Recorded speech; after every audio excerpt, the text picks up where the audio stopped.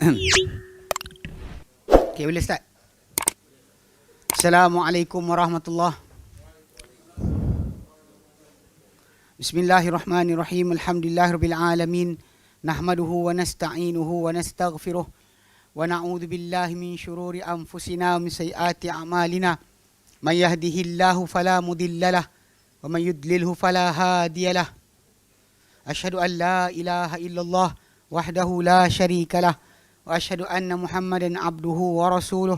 Allahumma salli ala Muhammad wa ala ali Muhammad kama sallaita ala Ibrahim wa ala ali Ibrahim wa barik ala Muhammad wa ala ali Muhammad kama barakta ala Ibrahim wa ala ali Ibrahim fil alamin innaka Hamidum Majid. Rabbi shrah li sadri wa yassir li amri wahlul 'uqdatam min lisani yafqahu qawli, amma ba'd. Alhamdulillah, kita bersyukur kepada Allah Subhanahu wa taala kerana dapat kita berkumpul lagi. InsyaAllah hari ini menyambung kelas pengajian kita berkenaan dengan fiqh ringkas Quran dan Sunnah. Bila kita kali tadi kita bincangkan itu, kita dah masuk Kitabul Janaiz. Kita sebutkan sedikit berkaitan dengan tajuk pengurusan jenazah tu yang berkenaan masalah kita ambil itu berkenaan dengan hukum dia. Okay, kemudian kita bincang berkenaan masalah cara pemandian. Tapi kita tak sebutkan lagi secara detail. Cuma kita katakan hari itu kita sebutkan sedikit daripada pilihan orang yang memandikan. Kemudian kalau tidak orang diwasiatkan ataupun orang yang terdekat pada si mati. Kan kemudian kita kata bahawa memandikan lelaki, perempuan. Akan tapi salah seorang di antara suami isteri tadi boleh memandikan seorang lagi. Tapi kalau bagi pendapat yang kata bila mati berlaku maka hilanglah hubungan perkahwinan tu, kita tak boleh lah. Cuma kita ada nas daripada Nabi SAW, kata-kata baginda kepada Aisyah radhiyallahu anha, dan Aisyah sendiri menyatakan kalaulah aku patah balik pada aku apa yang aku terlepas, takkan mandikan Rasulullah kecuali isteri-isteri baginda. Sudut tu kita bincangkan itu kan. Baik, kemudian kita kata air yang digunakan untuk mandi itu mestilah suci dan halal harus. Maksudnya dia bukan dicuri dan sebagainya lah. Okay, dan kemudian dimandikan pada tempat yang tertutup dan tak harus menghadiri pemandian itu kecuali siapa yang ada hubungan dia dengan pemandian. Tak ada hubungan keluar. Kita halau baik. Hari ini kita akan masuk pada sifat mandi. Nanti kita akan buat situ praktikal sikit. Cuma kita baca dulu apa dia kata. Baik. Dia kata sifatul ghusli, sifat mandi. Sifatul ghusli, sifat mandi.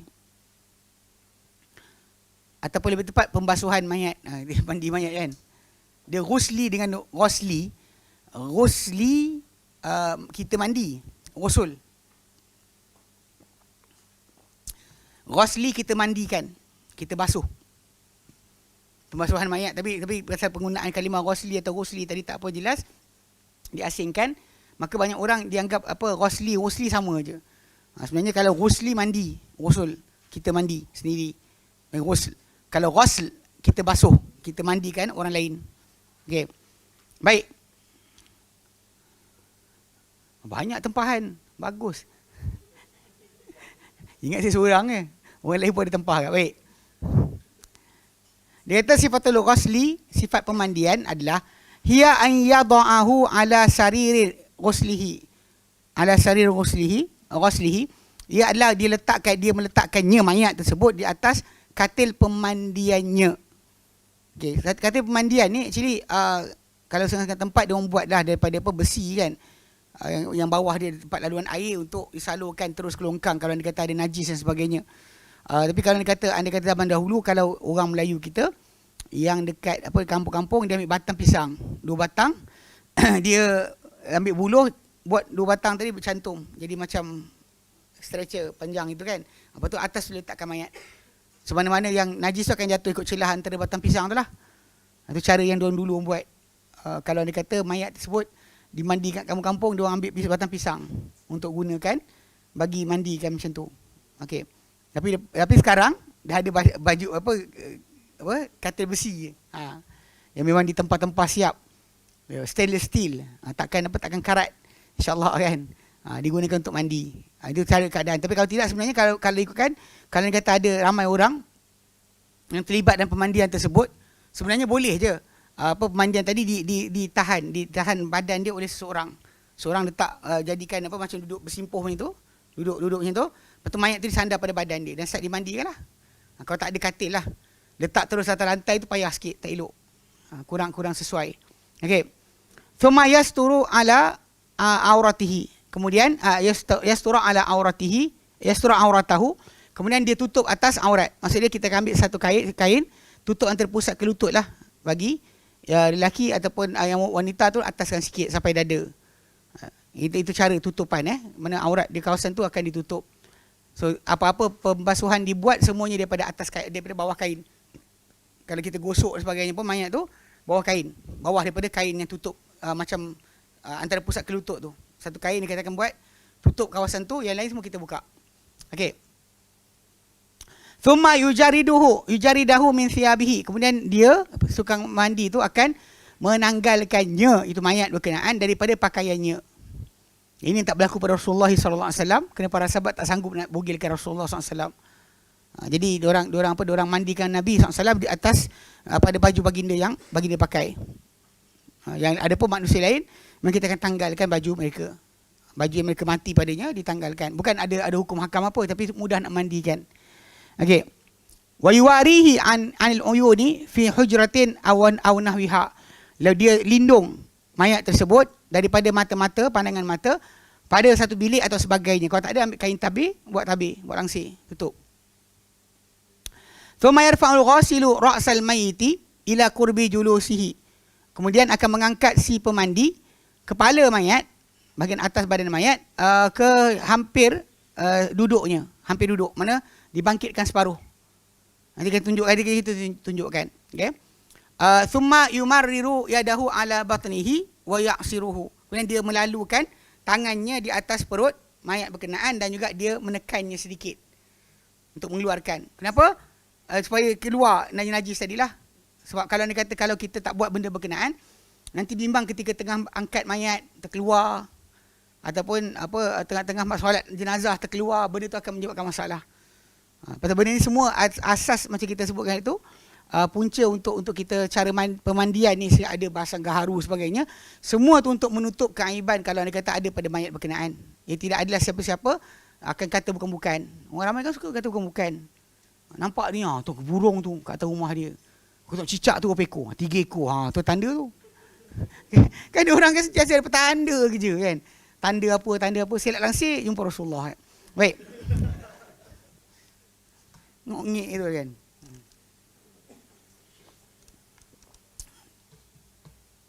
Nanti saya cakap kali.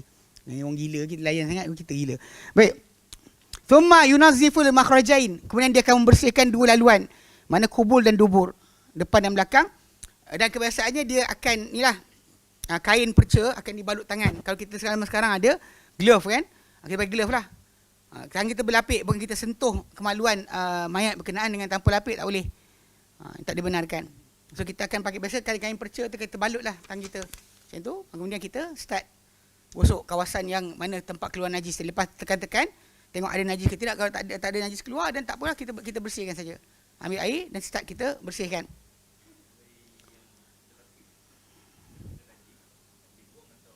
Boleh buang, boleh bersihkan.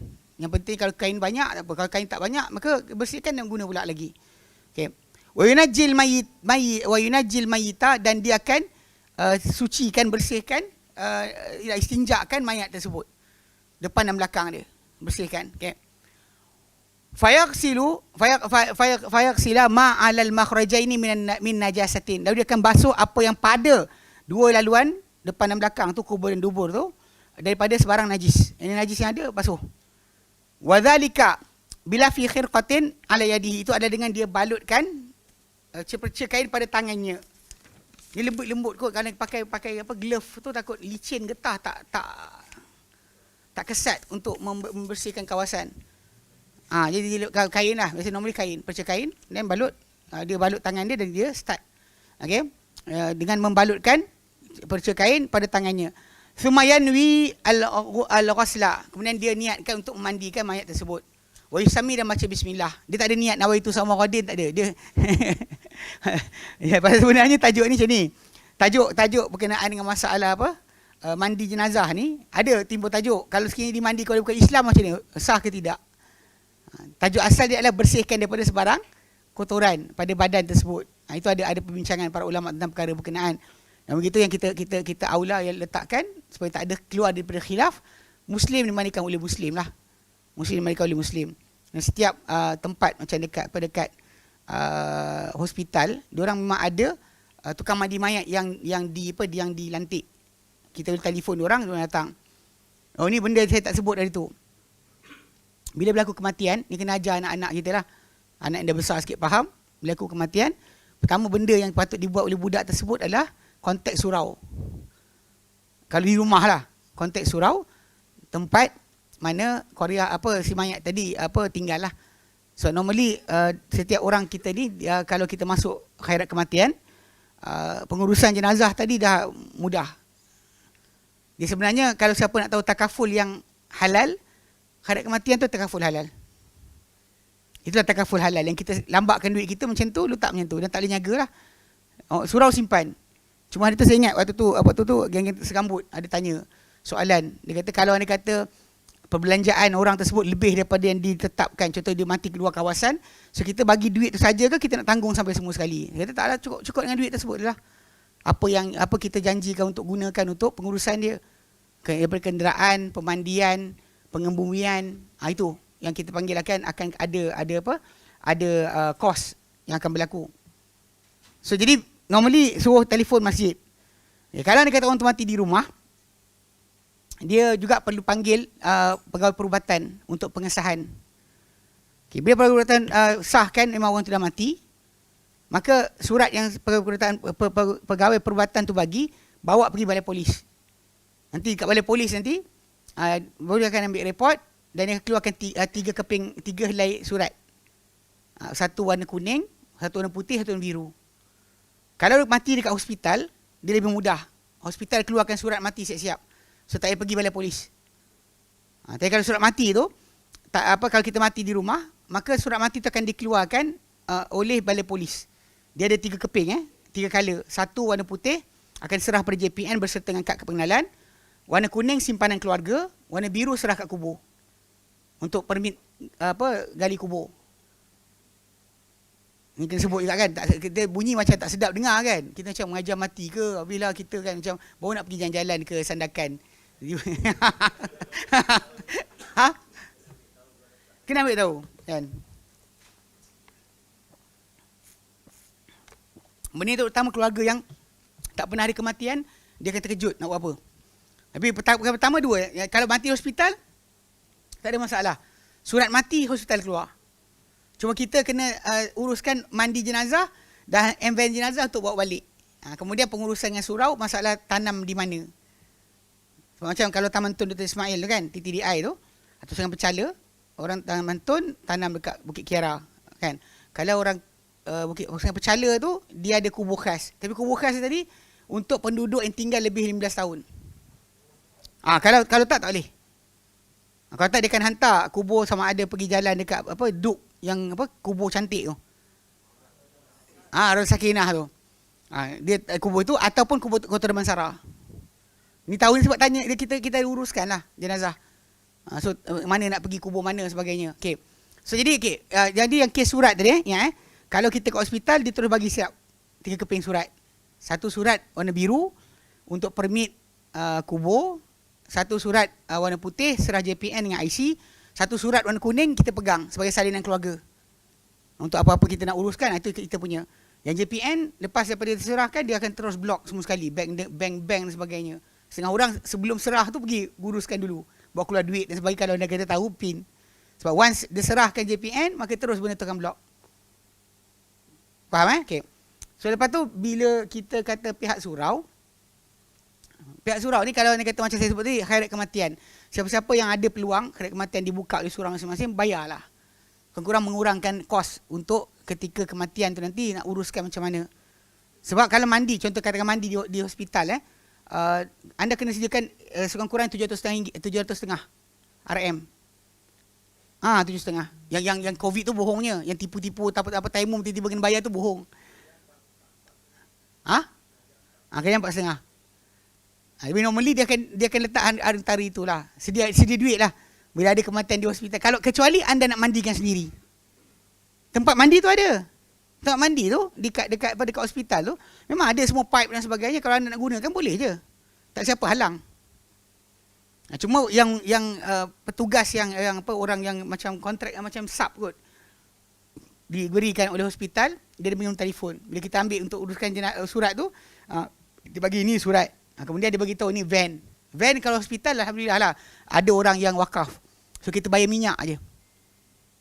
Kalau van di hospital bayar minyak aje. Dia memang kilometer berapa banyak mana sikit sangat. Tapi kalau anda kata tidak, dan van daripada ni perumahan tadilah, surau taman kita, masjid taman kita, itulah yang akan datang ambil kita. So urusan dia macam tu. Yang mana kita kata surat mati tu yang penting. Cuma kalau di rumah kena ada perubatan datang cek. Dia bagi satu surat slip pengesahan mati.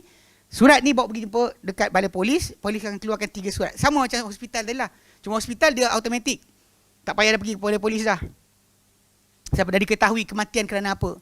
Adapun di rumah, polis akan buat pengesahan sikit. Saya tengok kerana polis dia rasa macam tak puas hati, datang rumah tengok. Dia akan cek kat rumah, takut ada unsur jenayah sebagainya kan. Dia akan datang. Untuk ambil tengok umur lah. Tengok umur. Kalau umur orang tu macam dah tua kan, sakit tua, dia terima. Dia akan kata orang tu muda lagi mati, sakit tua tak ada. Dah muda sakit tua pasal lah kan. Okey, faham? Jadi lepas tu jadi itu urusan pertama lah yang kita kena uruskan. Masalah duit tadi, kalau anda kata orang tak masuk harat kematian, untuk gali kubur 500 siap. 3,5. Murah lah, banyak subsidi alhamdulillah. Tak ada subsidi minyak, ada subsidi kubur. Kalau tak ada masalah 500. Tapi kalau kata kita dah bayar kharat kematian akan tanggung. Kharat kematian setiap surau ada masjid tu, duit tu kita longgokkan je. Tiap setahun sekali kita bayar. So dia orang akan kumpul duit tu macam sabung tau. Kalau apa-apa jadi, dia akan beri. Tapi yang cerita dia boleh habis tak? Boleh habis lah kalau dia kata dia orang pergi rombongan Cik Kiah ke Cik Tipah pergi nilai ke, satu bas aksiden mati. Jenuh habis duit weh. Cerita dia. Tak, ni geng segambut tanya saya jawab lah. Itu saya kata boleh habis lah. Kalau sekiranya semua pergi, satu taman pergi. Zaman dulu, zaman di mana kenderaan kereta ni tak semua orang ada, biasa buat macam tu. Saya ingat waktu kecil tu, kami taman perumahan dekat Taman Mengerai Setapak tu, memang keluar. Satu taman tu, kita naik bas pergi PD. Saya sesat, tak jumpa bas. Tu dianggap hilang. Tu bapak saya jumpa, dia pukul saya tu. Dia hilang, tak ikut cakap orang kan. Orang suruh dengar-dengar, mengerayau. So ala kulihal, kita keluar satu taman. Bayangkan satu taman tu kan, tu kalau accident kan, banyak habis duit. Per person kan, kalau setiap seorang 1,000, duit dalam kait kematian tu kumpul berapa banyak, mana sangat. Tapi by years, tahun demi tahun banyak lah. Saya kadang-kadang ada juga geng-geng takaful ni cuba untuk jadikan bisnes. Dia masuk tengah-tengah. Dia kata tak apa, kita bayar RM10 dan kita akan uruskan. Dia nak nyagakan duit tu. Dalam kait kematian dia tak nyagakan. Duit tu simpan kat masjid je. Itu asas Jadi kalau siapa-siapa yang tak ada masuklah. Sekurang-kurangnya meringankan beban anak-anak awak yang tak tahu nak buat apa. Kelang kabut tau. Pada hari kematian tu kelang kabut, banyak orang tak sedar nak buat apa. Kadang ada ingat satu family tu sekali tu, dia Pak Imam uruskan jenazah orang sebagainya. Sekali bila hari dia meninggal, tak tahulah, mungkin ada AJK masjid tu menyampah kat dia ke. AJK masjid kata si mati ni tak ada bayar akhirat kematian. Padahal dia yang uruskan mayat orang lain. Jadi dia kena bayar lah benda sekian. Yang menantu-menantu keluar duit bagi kat situ juga. Nak dia minta kan bagi. Tak cakap banyak. Ini kadang-kadang benda ni berlaku lah. Dan taman-taman perumahan ni kan, ada perubatan kuasa lah, apa benda sebagainya, menyampah kat orang, jadi masalah.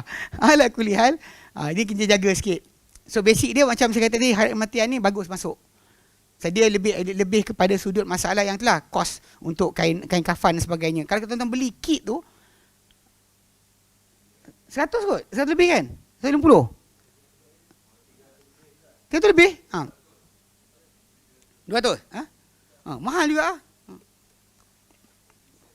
Kalau anak kaya tak apa lah. Gitu-gitu keluar duit. Kalau anak awak tak ada duit, jenuh sikit lah. Kalau adik-beradik awak dah rajin, daripada awak juga pemurah, tak apalah kalau tak ada. Faham tak? Fikirkan benda tu. Pada hari kematian tak nak orang kabut.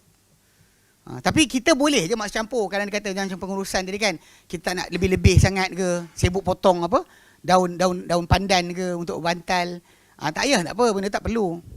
Yang pentingnya kain kapan tu dia datang, lepas tu kayu cendana, kemudian apa gaharu sebagainya tu, yang untuk ditaburkan dekat atas tu, itu ada cukup dah. Itu dah cukup.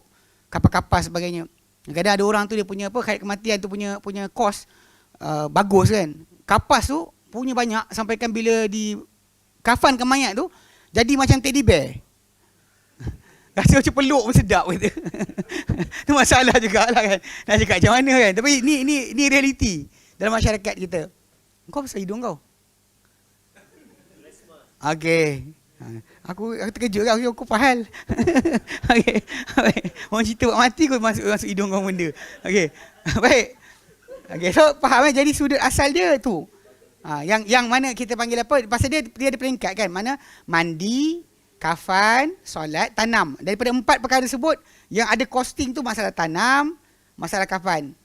Mandi kita duduk sendiri pun sebenarnya. Tapi pasal kes kita tak biasa, mandi kafan tu jadi satu package. Saya cakap pasal 7.5 tu pasal saya tengok dekat Sungai Buloh punya hospital. 2 kali ada kematian berlaku. Saya pergi kat situ. Memang dua-dua tadi dengan kos tadi. Kos dia 3 kematian berlaku kat situ. Kos dia ambil dengan harga 7.5. Orang tu ambil. Solat cas apa? Solat gila ada kos benda. Solat kan doa ke untuk orang mati. Pasal nak kena kos. Cuma Melayu dia kita sukalah bawa masuk duit dalam poket dan doa.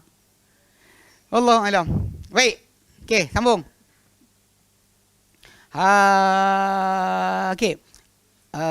Wa yusammi. Okey, dan dia kata dia sebut bismillah lah. Wa yuwaddi'uhu ka wudu'is solah, dan dia wudukkan solat majlis tadi seperti wuduk solat. Cuma ini daripada hadis Nabi SAW yang ketika mandi anak dia Zainab, Nabi kata ibda'na dia kata bi mawadi'il wuduk, dengan anggota badan wuduk. Maksud dia tempat paling mulia pada badan mayat tadi adalah anggota wuduk. So dibasuh kawasan itu dahulu. Muka, tangan, kepala kan. Jadi kadang-kadang ada yang menyangka diwudukkan mayat berkenaan. Ada yang faham maksud Nabi kata basuh anggota wuduk dahulu sebab itu kawasan paling mulia pada badan. Bukan maksud dia mewudukkan mayat. Misalkan kita wudukkan mayat kan ada timbul masalah soalan boleh batal tak? Kan? Boleh batal tak soalan? Kalau kata boleh batal macam mana pula? Masa kes dia kita bukan mewudukkan mayat, kita basuh anggota wuduk dia. Okay. Kemudian dia kata illa ka wuduk solat seperti wuduk solat. Illa fil madmadati wal istinsyaq, kecuali pada kumur-kumur dan juga pemasukan air dalam hidung. Istinsyaq. Fayakfi al-mashu 'ala al-fami wal anfi. Maka cukup dengan menyapu air pada mulut dan pada hidung. Cukup menyapu air saja, tak perlu kita turangkan sumbat itu tengok keluar tak air kan. Itu bukan cara dia. Okey, thumma yaghsilu ra'sahu wa lihyatahu bima'in wa sidrin. Kemudian dia basuh kepala mayat berkenaan dan janggut dia, kalau dia ada janggut lah, dengan air sidir, air bidara. Awis sabun ataupun sabun. Zaman dahulu pakai bidara untuk pembersihan rambut dan sebagainya, basuh dengan ni. Orang Melayu kita pakai akar sintok, akar pokok kan. Dan yang ini pakai sabun pun tak apa. Sekarang dah moden kan. Even actually kapur barus pun telah dijadikan sabun. Sabun kapur barus. Wa ghairu zalika. Dan selain itulah summa yaghsila mayamina summa mayasira. Kemudian dia basuh kawasan kanan badan. Ketika tu mayat tu akan saya tunjukkan dia akan ditegakkan dan dibasuh kawasan kanan dia. Kemudian ini kan kawasan kiri dia pula. Okey. Summa yukammilu ghusla baqil jism. Kemudian disempurnakan pembasuhan baki badan mayat tersebut. Wa yustahabu an yaluffa ala yadihi khirqatan hal taksil, dan digalakkan untuk si pemandi tadi membalutkan pada tangan dia seperca kain ketika dia membasuh. Wal wajibu, dan wajibnya adalah ghuslatan wahidatun, hanya mandian sekali. Kalau boleh basuh sekali. Kalau kita lihat orang-orang Arab punya mandi jenazah, air sebaldi dah cukup. Orang kita selagi banyak air banyak boleh, paip besar buka paip besar. Dia pasal ini masalah kaedah lah, macam kita kata wuduk air satu cawan lah. Kita tak biasa. Kita pandang-pandang cukup ke ni kan? Tapi sebenarnya betul cukup. Bahkan Nabi pula mandi wajib dengan 4 mud. 1 sok. Dah cukup. Macam kalau air 1 liter tu cukup mandi wajib dah sebenarnya. Salah seorang sahabat tu kan, dia ajar pada anak saudara dia tentang mandi Nabi SAW. Lepas tu anak saudara dia kata, rambut aku banyak. Kan? Jadi tak cukup air tu. Maka dikatakan kepada dia, oleh sahabat Nabi tu, dia kata, Nabi dahulu, dahulu air ni cukup untuk orang yang lebih banyak rambut, lebih mulia rambut banding kau. Nabi SAW punya rambut lagi lebat. Tapi cukup. Asal kau tak cukup pula? Itu sudut asal kena faham lah. Ini kaedah masalah mandi. Macam tu juga masalah mandi jenazah. Kalau ikut kepada cara sunnah, sebenarnya 1 baldi air cukup dah. Sebaldi air dah cukup. Tapi kalau ikut cara Melayu, ambil salah. Banyak air. Dia tajuk dia Malaysia banyak air. Allahu'alam. Okay. Pasal kita kata sebenarnya, alasan banyak air ni tak timbul. Sebab Nabi pernah tegur Sa'ad bin Waqqas, dia berwuduk. Kemudian Nabi kata, ya Sa'ad ma hadas saraf. Wahai Sa'ad, apa membazir ni? Lepas tu dia kata, ya Rasulullah, afi wuduk is-saraf. Adakah pada wuduk ni ada membazir? Nabi kata, na'am wa in kunta ala nahrin jarin. Sekalipun kau berada di sebelah sungai yang mengalir, kau wuduk macam ni tetap dikira sebagai pembaziran. Nabi kata, kalau sebelah kau ni sungai mengalir, kau ambil macam ni pun masih lagi dikira membazir. So that is not really about masalah air banyak ke sedikit. Bukan alasan sebenarnya. Ini yang kena jaga-jaga sikit. Pasal banyak orang dia kata alasan dia, tapi zaman Nabi air sikit, payah, padang pasir. Memanglah. Kita air banyak. Ayat dia. Tahu kenapa cakap macam tu. Dia kata, okay, dia kata yang wajibnya adalah mandian sekali. Kalau boleh bersih dengan sekali, settle. Idza hasala bihal inqa, bila terhasil dengannya pembersihan. Nak kena hantar air lagi aku. Terkejut aku. Udah tu, 2 cukup lah. Okay. Tengok dia tunduk buat air tu kan. Kita macam, ya benar kan. Okay. Wal mustahabu salatu ghasalatin. Dan yang digalakkan 3. Okay. Wa in hasala inqa, sekalipun kalau terhasil dah penyucian 3 kali tu bagus. Okay. Wa yustahabu an yaj'ala fil ghaslatil akhirati kafura. Dan digalakkan juga untuk dijadikan pada basuhan yang terakhir. Lepas dia dibersihkan badan tu, air terakhir tu air kapur barus tu sebenarnya kapur barus. Dia bukan kapur-kapur tau. Actually kampur. Dia bunga pokok. Pokok kampur. Barus tu nama satu apa panggil apa? Bukan ni. Lama saya tak pakai bahasa Melayu. Okey, pelabuhan dekat Indonesia.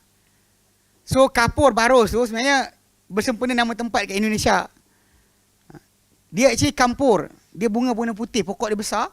Bunga tu dia ambil. Hatta bukan kita aja, hatta orang Buddha, orang sekian ambil benda yang sama. Pasal dia kata bahan tersebut bila dia extract daripada bunga berkenaan, bahan tu boleh menyebabkan mayat tu tadi tak bau busuk dengan cepat. Dia macam pengawet. So sebab tu lepas dah kita bersihkan tadi, air terakhir kapur barus tadi kita siram. Kadang-kadang ada orang Melayu kita letak kain, tak nak bagi kapur tu berserabur dekat mayat tu. So dia letak kain atas, disiram dari atas je. Untuk bagi air itu turun kepada mayat. Itu air kapur barus Kapur barus. Tahu? Biasa bau kan? Nanti Abu Talha lain kali pasang apa ni? Pewangi kapur barus.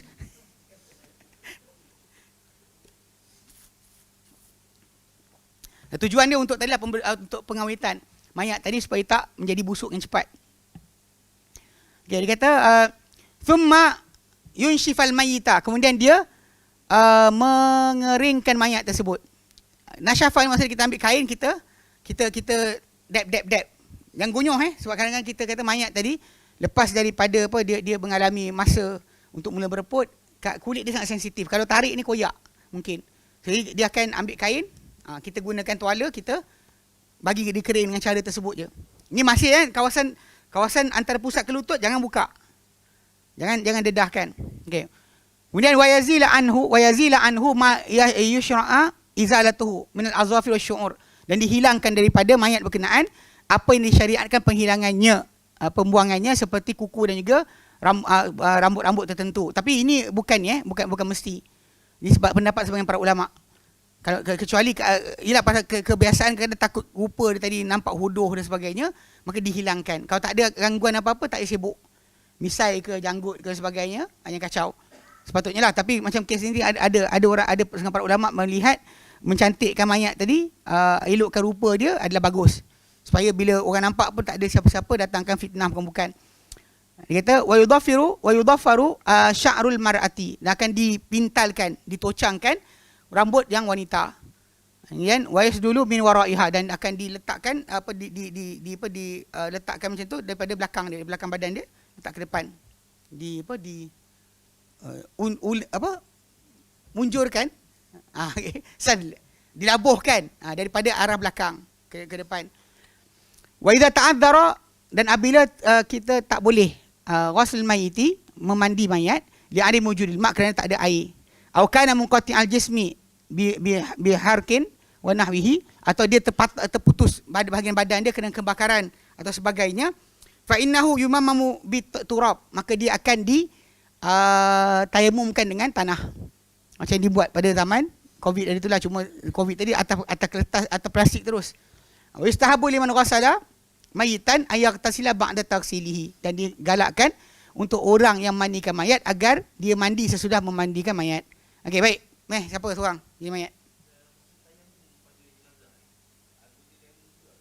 Sama. Cuma hari tu kan macam kes Covid kan masalah sikit.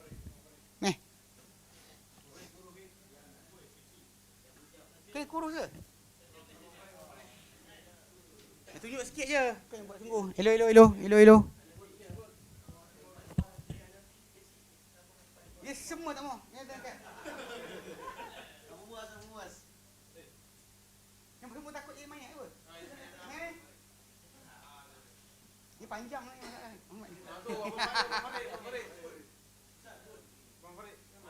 Merah dulu lah. Semua takut mati ni. Baring. Mana mic satu lagi? Udah. Baring. Mati dah bud. Kena dua orang seorang lagi mana kode. Tunggu ni. Boleh dah. Hello. Asal kuat kan? Okey. So tadi kita sebut kan, mana mayat ni bila kita mula-mula sekali nak uruskan dia, kan dia macam ni kan, start lah kita apa ni, belum lagi apa-apa nak buat, cuma start daripada permulaan. Kita akan ambil mayat ni, bawa pergi tempat mandian, kemudian kawasan ni kita tutup. Ada kain batik, kain pelikat ke, jadah ke tak apa. Okay.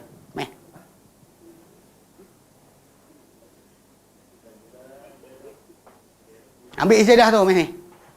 Tutup kawasan ni je. Tak bogilkan pun. InsyaAllah. Okey.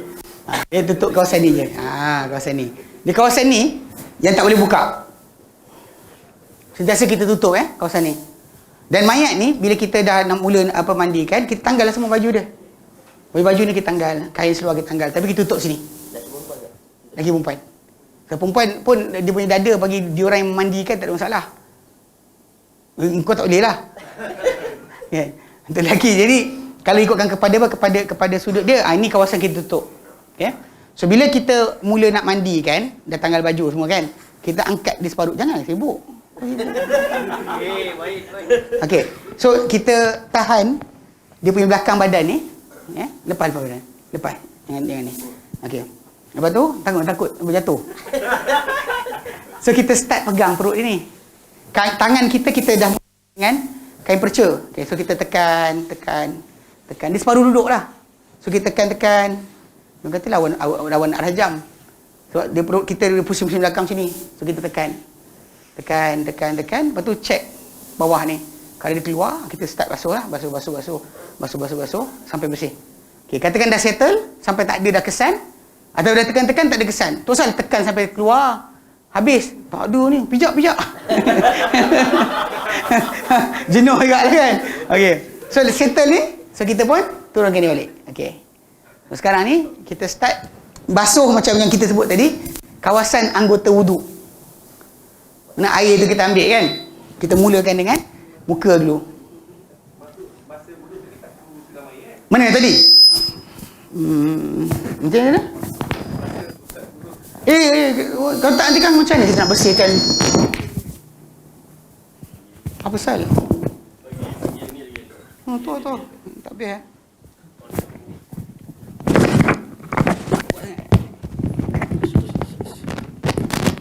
Okey.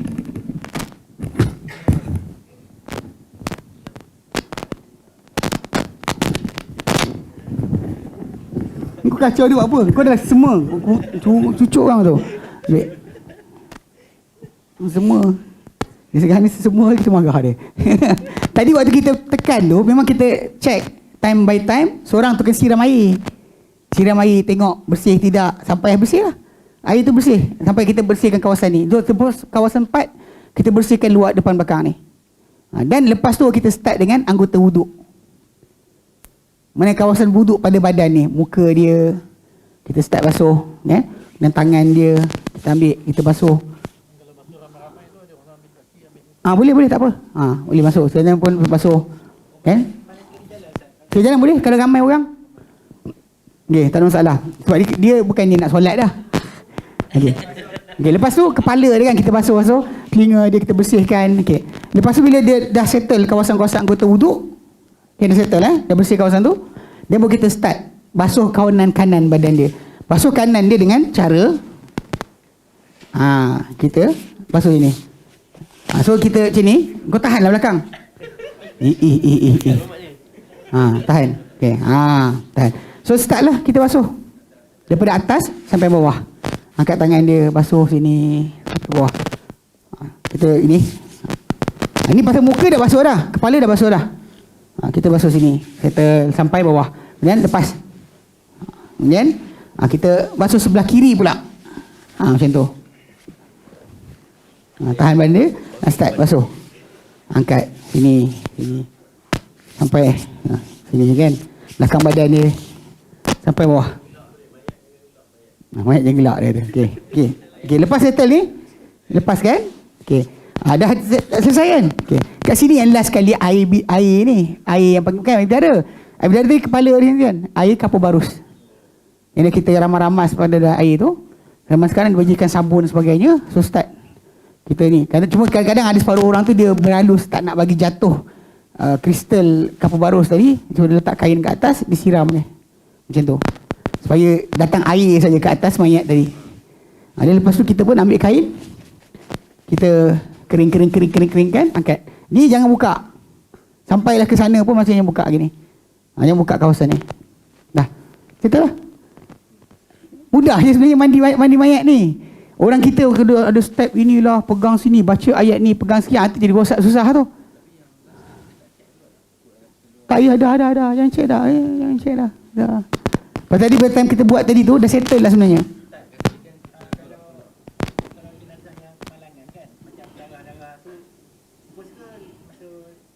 Masa itu kita bersihkan. First tadi. Kita bersihkan siap-siap.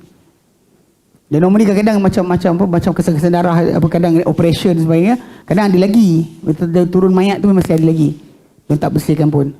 So ingat macam dikatakan mula anggota wuduk muka. Kemudian air tadi kalau kita basuh tadi, kalau sekali siram dah settle. Gosok je lah. Tak perlu ni kan. Tak perlu macam yang pakai apa tak. Pakai kain yang perca tadi tu gosok saja.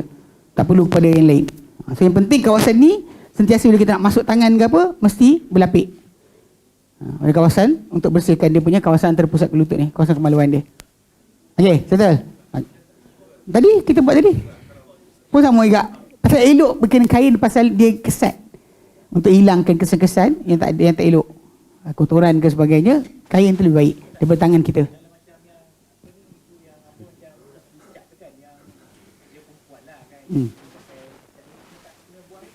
Dia benda tersebut diorang katakan yang terbaru dengan cerita artis tu kata dia punya terus air. Kalau dia pakai jenis terus air tak kisahlah. Pasal memang ada kuitik atau nama-nama dia ada yang tembus air. Ada yang macam inai kan. Inai memang tak ada, so dia tembus air. Tapi kau nampak memang jenis artis macam mengarut ni kan. Ambil lah pelarut. Bersihkan lah pelarut. Pelarut dia tina. Tina. Bersihkan lah. Yang lain tak payahlah buka mulut, cabut gigi tak payah. Tak perlu. Ada orang kata tengok gigi emas kena cabut, tak payah. Benda tak perlu. Aku sambung cabut. Benda macam tu cabut. Cabut. Sambung tu bukan ni pun, bukannya lekat dengan gam je. Karut tak kerja lain. Tahu benda tak adalah sesat. Cabut. Cabut. Benda-benda yang aksesoris badan cabut. Yang macam tu lah. Kalau tattoo tak payahlah kikis lah. Ada tattoo ni. Kikis kan. Lapar. Itu tak ada. Lapar. Beli pisau mahal pun lapar. Tapi itu je yang dituntut daripada masalah mandi jenazah. Tanggal pakaian dia, tutup kawasan ni, tanggalkan, bugilkan. Kemudian start kita tegakkan dia, tekan perut. Seorang tahan, tekan perut. Lepas tu sambil tu seorang siram. Kalau ada pipe, siram, tembak je. Supaya terus, kalau ada kata najis keluar. Lepas tu check, kalau tak ada, dan kita start terus. Pada masalah basuh anggota wuduk dia. Tak payah. Bukan siapa nak cium ni pun. Udah tu. Sekian tu ketiak. Ada apa kawan? Okay, baik. Khair. Okay, lari balik.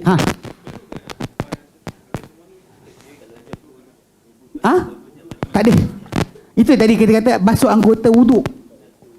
Dia basuh anggota wuduk. Dia bukan wuduk. Tapi basuh anggota wuduk. Okey.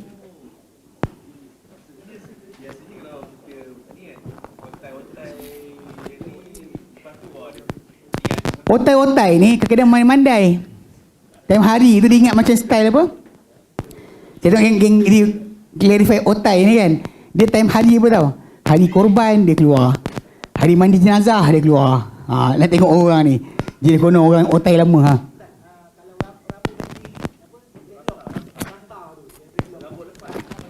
Tak payah buka, biarkan. Tak payah buka. Pasal tocang, tak ada masalah. Tak penting pun. Benda tak penting. Masalah takkan nak kena basuh rambut dia, hantar panggil apa? Apa hair specialist datang bleach dulu, tak ada. Apa yang boleh je. La yakallifullahu nafsan illa wus'aha. Ni dia kan solat pun. Mai tu dah solat. Tak kan? Ni tu dah lah. Takkan nak kena cukur kepala dia pun tak boleh juga. Orang hidup kena uruskan. Pasal dia nak kena uruskan diri dia. Kawasan tak sampai air, betul. Yang ini mayat ni untuk kita basuh je. Ya, saya. Kalau tidak nak kena panggil hand specialist datang. Kocok. Letak. Dia pun tak nak aku kerja kata mayat. Okey. Dia kata okey, al-mas'alatu tsaniyah tu persoalan kedua. May yatawallal al-ghuslu. May yatawallal al-ghusla. Siapakah yang menguruskan akan pemandian? Kita sebut dia tu secara ringkas. Kat sini disebut. Al-afdalu, yang afdalnya adalah ayyatawalla ghuslal mayyiti, menguruskan pemandian mayat, man wa a'rafu bi sunnatil ghusli, orang yang lebih tahu tentang sunnah pemandian jenazah. Minas thiqat, dengan orang dipercayai, al-umana, yang amanah, al-udul, yang tidak buat dosa besar, tak berterusan dengan dosa kecil, tak berperkara merosakkan maruah. Nanti kata lain geng-geng perokok, tak usah masuk. Geng-geng yang apa, suka tengok wrestling tengah malam, jangan masuk. Pergi kat kedai kan, tengok wrestling. Tak payah, jangan masuk. Geng-geng melepak-lepak, jangan masuk. Tak boleh. Ni tak layak untuk menguruskan jenazah tadi. Kata nanti keluar cerita balik. Diorang tak amanah. Dan tak dipercayai. Walasiyama, terutamanya orang yang mandi ni adalah, terutamanya idza kana min ahlihi wa aqaribihi. Sekiranya ia, orang sebut daripada kaum keluarga si mayat tu, dan juga kaum kerabat dia. Keluarga dan kaum kerabat dia. Keluarga dia ni kan adik-adik dia, anak dia kan. Kaum kerabat dia pak sepupu dia, pak cik dia kan. Anak pak saudara dia. Tu yang kaum kerabat. Li'anna allazi tawalla ghuslahu sallallahu alaihi wasallam kanu min ahlihi ka Ali radhiyallahu anhu wa ghairuhu. Kerana dahulu yang menguruskan pemandian baginda sallallahu alaihi wasallam dahulunya di kalangan ahli keluarga baginda sendiri, seperti Ali radhiyallahu anhu dan selain beliau. Okey. Wa aulan nasi bi ghuslihi, dan manusia paling utama untuk memandikan jenazah adalah wasiyuhu alladhi awsa an yaghsilahu. Orang yang diwasiatkan oleh dia untuk memandikannya. Licik tak?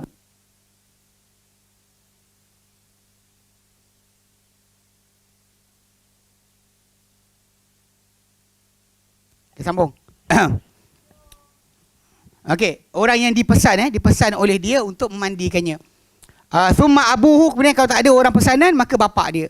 Thumma jadduhu, kemudian bapak datuk dia. Thumma al-aqrabu fal aqrab min asabatihi, kemudian orang yang paling dekat dan paling dekat di kalangan asabah dia. Mana pewaris lelaki dia. Keluarga dia lelaki, anak dia, cucu dia, sepupu dia dan sebagainya. Itulah orang yang paling dipanggil asabah. Thumma dzawul arhamihi, kemudian orang yang berhubungan rahim dengan dia. Contoh macam belah mak dia punya adik-beradik ke dan sebagainya. Itu yang dzawul arham. Orang yang bukan asabah tapi ada hubungan rahim. Mana kita dengan dia ada hubungan rahim. Macam adik-beradik mak kita, anak saudara daripada anak-anak apa saudara kita belah mak. Sedorang pula lepas tu masuk. Okey. Wajibu an yatawalla ghusla dzakari rijalu. Dan wajib untuk menguruskan pemandian seorang lelaki, golongan lelaki. Wal unsan nisa'u, dan golongan wanita, seorang wanita, golongan wanita. Wa istathna min dzalika az-zawjan. Dan dikecualikan daripada itu dua suami isteri. Ini kita ulang balik, ini pada sebahagian mazhab ulama mazhab Syafi'i. Tak pakai ini pasal bagi mereka kan yang kita mesti dengar lah. Sebahagian mereka ni kata lepas mati je maka putuslah hubungan, tidak lagi suami isteri. Kan cium pun kena wuduk balik. Jangan cium. Jangan sekian. Okay. Jadi itu otai-otai tu. Nak tengok otai tu time tu lah keluar. Macam-macam dia punya fatwa. Fatwa bukan tahu benda, entah cari gelas lah, nak tak inilah. Tengok macam hero je. Itu kena halau tu. Jadi dikecualikan dua pasangan suami isteri. Dia kata fa inna likulli wahidin minhuma ghuslal akhari. Dia kata kerana boleh untuk setiap seorang di antara mereka berdua suami atau isteri membasuh yang seorang lagi, memandikan yang seorang lagi. Di hadis Aisyah radhiyallahu anha, kerana hadis Aisyah radhiyallahu anha, dia kata lau kuntu staqbaltu min amri mastadbartu ma ghaslan nabiyyu sallallahu alaihi wasallam ghairu nisaihi. Dia kata kalau aku boleh patah balik pada apa yang aku telah terlepas, dia tak dapat bersuara ketika itu. Dia kata kalau boleh patah balik benda aku terlepas, tidak akan mandikan Nabi SAW kecuali isteri-isterinya. Pasal Nabi SAW in the end akhirnya dimandikan dengan baju-baju tu. Tu bak kafan lah, bak kafan. Dan kafan tu dia Nabi SAW dibalut dengan 3 helai kain. Tapi bersama Nabi ketika itu ada baju baginda sendiri. Lepas tu kadang ada orang sebut 5 helai kain, 7 helai kain dan sebagainya. Kemudian perempuan dia bagi tudung dah, apa benda lah. Buat yang lelaki ada serban lah. Sebab nak cukupkan jumlah kain tersebut. Mereka tak ada benda pun, tak ada kaitan. Tak ada benda ambil kain langsir tu pun boleh. Tak ada kenapa ambil kain. Okey je, tak ada masalah. Apa benda pula? Tapi siapa nak kira? Malaikat tak ada tanya ada jahit ke tidak. Kain ihram iyalah. Kain ni baru kaitan dia. Cuma masalah biasa, kain bila kita uruskan kafan ni, dia bagi sekeping kain besar. So kita kat situ akan ukur mayat tadi, panjang dia dengan dia punya lebar badan dia, untuk kita ambil macam daripada atas kepala dia sekaki. Dengan bawah kaki dia sekaki. Kemudian lebar badan dia macam tu juga. Kita ambil lebih-lebih sikit untuk supaya kita letak. Dan kain tu nanti bila kita koyak-koyak macam tu je. Sebenarnya ada orang pakai gunting, ada orang koyak macam tu je. Yang geng-geng otai, dia ada formula. Mana nak koyak, kat mana nak koyak sebagainya, dia ada formula. Kita yang cowboy ni koyak aje. Janji dapat 3 keping, sudah. Dari keping cukup masalah. Tak ada timbul tajuk. Okey? Ala kulli hal. Okey. Dia kata waqala Nabi SAW li Aisyah, ni hadis yang kita sebut dari tu. Sabda Nabi SAW kepada Aisyah radhiyallahu anha, dia kata lau mitti qabli la ghassaltuki wa kafantuki. La ghassaltuki wa kafantuki. Kalau kau mati sebelum aku mandikan kau, aku kafankan kau. Dia kata ini sebab kisah dia, dan kisah tersebut sebab kan Nabi cerita Nabi masuk rumah dalam keadaan sakit kepala. Lepas uruskan jenazah salah seorang sahabat. Aisyah kata aku sakit kepala. Kemudian Nabi kata bahkan aku sakit kepala. Dia kata wa ra'sah. Nabi kata bal ana wa ra'sah. Betul yang Nabi duduk dekat Aisyah radhiyallahu anha dan Nabi sebut kata-kata ni. Apa masalah engkau? Kalau engkau mati sebelum aku mandikan kau, aku kafan dengan kau, aku tanam kau. Kan kalau engkau mati sebelum aku, kalau aku mati sebelum engkau mandikan aku, kafan. Dia sebut benda yang sama. Sebab kata-kata Nabi inilah kenapa para ulama kata memang isteri boleh mandikan suami dengan isteri. Dan wa ghasalat Asma binti Umais zaujuha Abu Bakar Siddiq, dan telah memandikan Asma binti Umais, suaminya Abu Bakar Siddiq radhiyallahu anhuma. Memang Abu Bakar mati, isteri dia mandikan. Dan Nabi kata, alaikum bisunnati wa sunnati khulafa ar-rasyidin al-mahdin min ba'di addu 'alaiha bil nawajis. Sini antara perkara yang jelas lah. Memang dalil menunjukkan memang benda itu dibenarkan. Cuma dalam masyarakat Melayu kita, bab ni sensitif. Daripada mati ni kau bukan dah isteri dia, kau bukan sekian. Padahal ada lagi tempoh iddah. Belum lagi habis. Anak kuliah itu kena faham. Okey. Okey, wala yaghsilu syahid al-ma'rakati. Dan dia janganlah orang mandikan jenazah ni, jangan mandikan orang mati syahid dalam peperangan. Mati syahid dalam peperangan. Dan peperangan ini peperangan mati fi sabilillah. Jihad fi sabilillah. Jihad atau perang fitnah tak, kena buat uruskan macam biasa. Perang fi sabilillah saja dengan orang kafir baru jadi. Kena mandi kafan, dia tak boleh mandikan. Mayat tadi tak boleh mandikan. Okey. Sebab apa? Li'anna Nabi SAW, Nabi SAW amara biqatla Uhudin. Nabi perintahkan untuk orang-orang mati dalam perang Uhud. An yudfana fi thiyabihim. Dan bahawa mereka ini ditanam dengan dalam pakaian mereka yang berdarah tu. Walam yughsalu walam yusalla alaihim. Dan mereka tidak dimandikan dan tidak solat ke atas mereka, tanam terus. Tak solat pun. Okey. Wa kadzalika la yukfanu. Bahkan demikian juga mereka tak dikafankan. Wala yusalla alaihi bal yudfanu bi thiyabihi kama fil hadits sabiqi, macam dalam hadis yang telah lalu, ditanam dengan pakaiannya. Okey. Wasiqtu, bayi yang keguguran. Wa huwal waladu yasqutu min batni ummihi. Itu adalah anak janin yang gugur daripada perut ibunya. Qabla tamamihi, sebelum sempurnanya. Dzakaran kana unsa, lelaki atau wanita.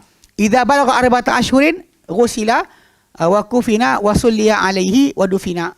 Kalau dia lepas 4 bulan, maka dia dimandikan, dikafankan, disolatkan padanya dan ditanam. Tapi sebenarnya dalam mazhab Syafi'i dia lebih tepat ikut hadis. Pasal dia kalau istahalla, kalau dia keluar dalam keadaan hidup. Tapi jumhur para ulama digunakan dalil 4 bulan hadis tiup roh. So dia anggap lepas 4 bulan dah tiup roh, maka kena uruskan macam manusia dewasa. Tapi sebenarnya kalau ikut kepada asas yang Nabi kata dikafankan, ditanam dan sebagainya, disolatkan, kalau dia keluar dalam keadaan menangis, mati. Dia kena keluar hidup. Bersin, mati. Dia keluar hidup, maka ya, diuruskan macam orang dewasa. Kalau dia keluar dalam keadaan tidak hidup, sebenarnya dia tidak ada, walaupun rupa dia rupa manusia. So ikut hadis Nabi macam tu. Tapi jumhur para ulama pasal diorang bandingkan dengan hadis yang 4 bulan alaqah, 4 bulan mudghah, 4 bulan nutfah, alaqah, mudghah tu, diorang anggap 4 bulan dah ada nyawa, malaikat dah tiup roh, maka siapa-siapa lepas 4 bulan maka dia kena diuruskan walaupun tak ada rupa ke atau macam-macam mana pun. Kalau ikut hadis Nabi SAW, sebenarnya dia sebut berkenaan dengan masalah idza stahalla sarihan. Kalau dia keluar dengan itu, maka dimandikan, dikafankan, kena solat dan sebagainya. Tapi kalau dia kata mati dalam perut, sebenarnya dia tak dikira.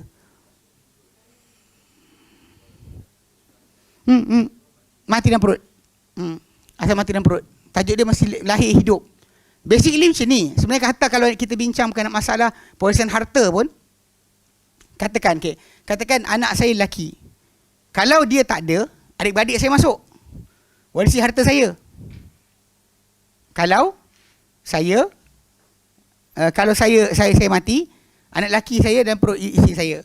Kalau budak ni tak lahir, saya mati, budak ni tak lahir, tak ada, maka adik-beradik saya ambil harta saya. Tapi kalau budak ni lahir hidup, walau sesaat, kemudian dia mati, adik-beradik saya semua orang tak dapat harta saya. Faham tak? Dia sekat, dia blok adik-beradik saya daripada masuk dalam warisi harta saya. Kalau dia mati dalam perut, adik-beradik saya warisi harta saya, walaupun memang isteri saya mengandung dia. Tajuk dia kerana dia lahir hidup. Lahir tak hidup, tajuk lain. Lahir hidup, tajuk lain. Dia kena lahir dalam keadaan hidup. Tapi macam disebut kat sini, dia punya keadaan dia macam tu. Okay, baik. Wallahu a'lam. Hukum mengkafankan dan cara mengkafankan. Nanti kita bincang kat situ insyaAllah. Ada soalan?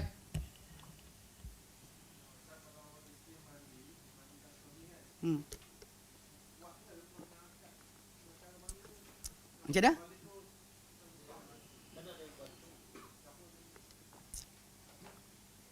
Kalau perempuan tu kuat macam mana? Dia tanya macam mana nak uruskan mayat tadi kan? Kalau perempuan tu kuat, kalau kedua macam suami tu kurus kering, isi tu besar, boleh tak? Tak kemampuan lah, tak ada. Kalau dia kata kau tidak, perempuan tu baik serahkan orang lain lah. Isteri tu kalau dia tengok dia tak larat nak angkat suami tu kan, dan uruskan, dan baik dia bagi orang lain uruskan. Dia kadang kata suami tu kurus kering kan, badan dia tak cukup lagi, isi tu besar, boleh je mandi. Tu dah masalah sikit. Kalau anak lelaki tak apa, anak perempuan tak boleh. Sebab macam Nabi SAW sendiri tak mandikan anak perempuan dia. Ingat kan? Di balik tabir dia bagi arahan pada perempuan yang mandikan anak dia Zainab. Sedangkan dia bapa, dia lebih tahu tentang cara mandi. Tapi dia tak. Tu kena jaga sikit. Tu lelaki-lelaki, perempuan accept suami ataupun isteri. Yang mereka boleh. Makin kat situ dia boleh letak lelaki-lelaki lain tolong angkat-angkat, boleh ya kot? Boleh lah. Yang pentingnya dia boleh mandikan. Boleh mengetuai kepemandian suami dia. Jelas? Okey. Bang.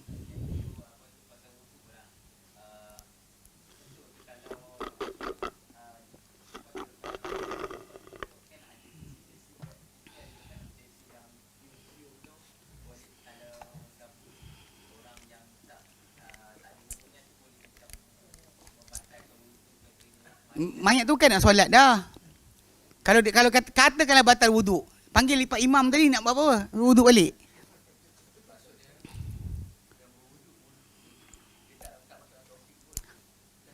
Tak ada. Mandi je. Dan bahkan kita macam tadi abang kita tanya nak kena mandikan dan buat wuduk balik, tak. Kita basuh anggota wuduk tu awal lagi.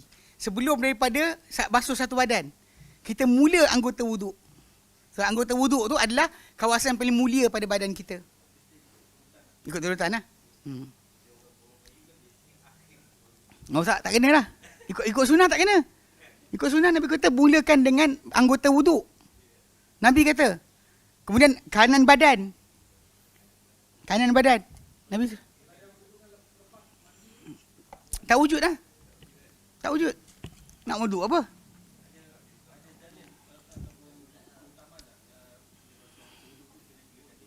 Oh tak ada. Tak ada. Nabi cuma kata pada wanita-wanita yang mandikan anak perempuan dia, irsilnaha salasan aw khamsan aw aktsar min zalika in ra'aitun dzalika. Nabi kata basuhlah dia 3 kali atau 5 kali atau lebih kalau kamu lihat perlu. Maksud kalau perlu sampai 7 kali lah sampai bersih. Tapi kalau sekali dah bersih, okey. 3 kali bagus. Kalau dia kata 3 kali tak bersih, sampai 5 kali. Kalau tidak, sampai 7 kali. Nabi pesan pada wanita-wanita yang mandikan tu supaya mandikan sedemikian. Nabi sebut jumlah, tapi bukan 3. Kan? Soalan lain? Yup.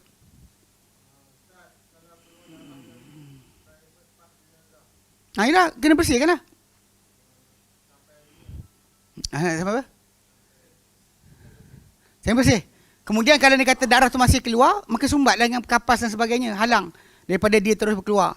Macam tadi najis jugalah, kalau kata kita tekan najis masih keluar. Lepas tu nak angkat pun masih keluar. Dan last sekali sumbatlah.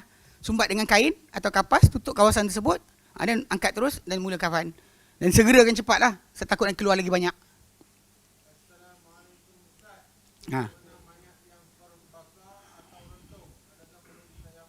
Tayammum. Macam sebut tadi, kalau kata kita letak air dan mayat tu akan hancur. Akan berterabur dia punya anggota kan. Kena air kita siramkan tadi makin pecah dan kita perlu tayamumkan saja. Tayamumkan saja mayat berkenaan. Okey.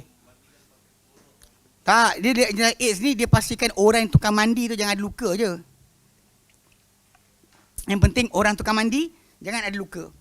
Pakai sarung tangan double.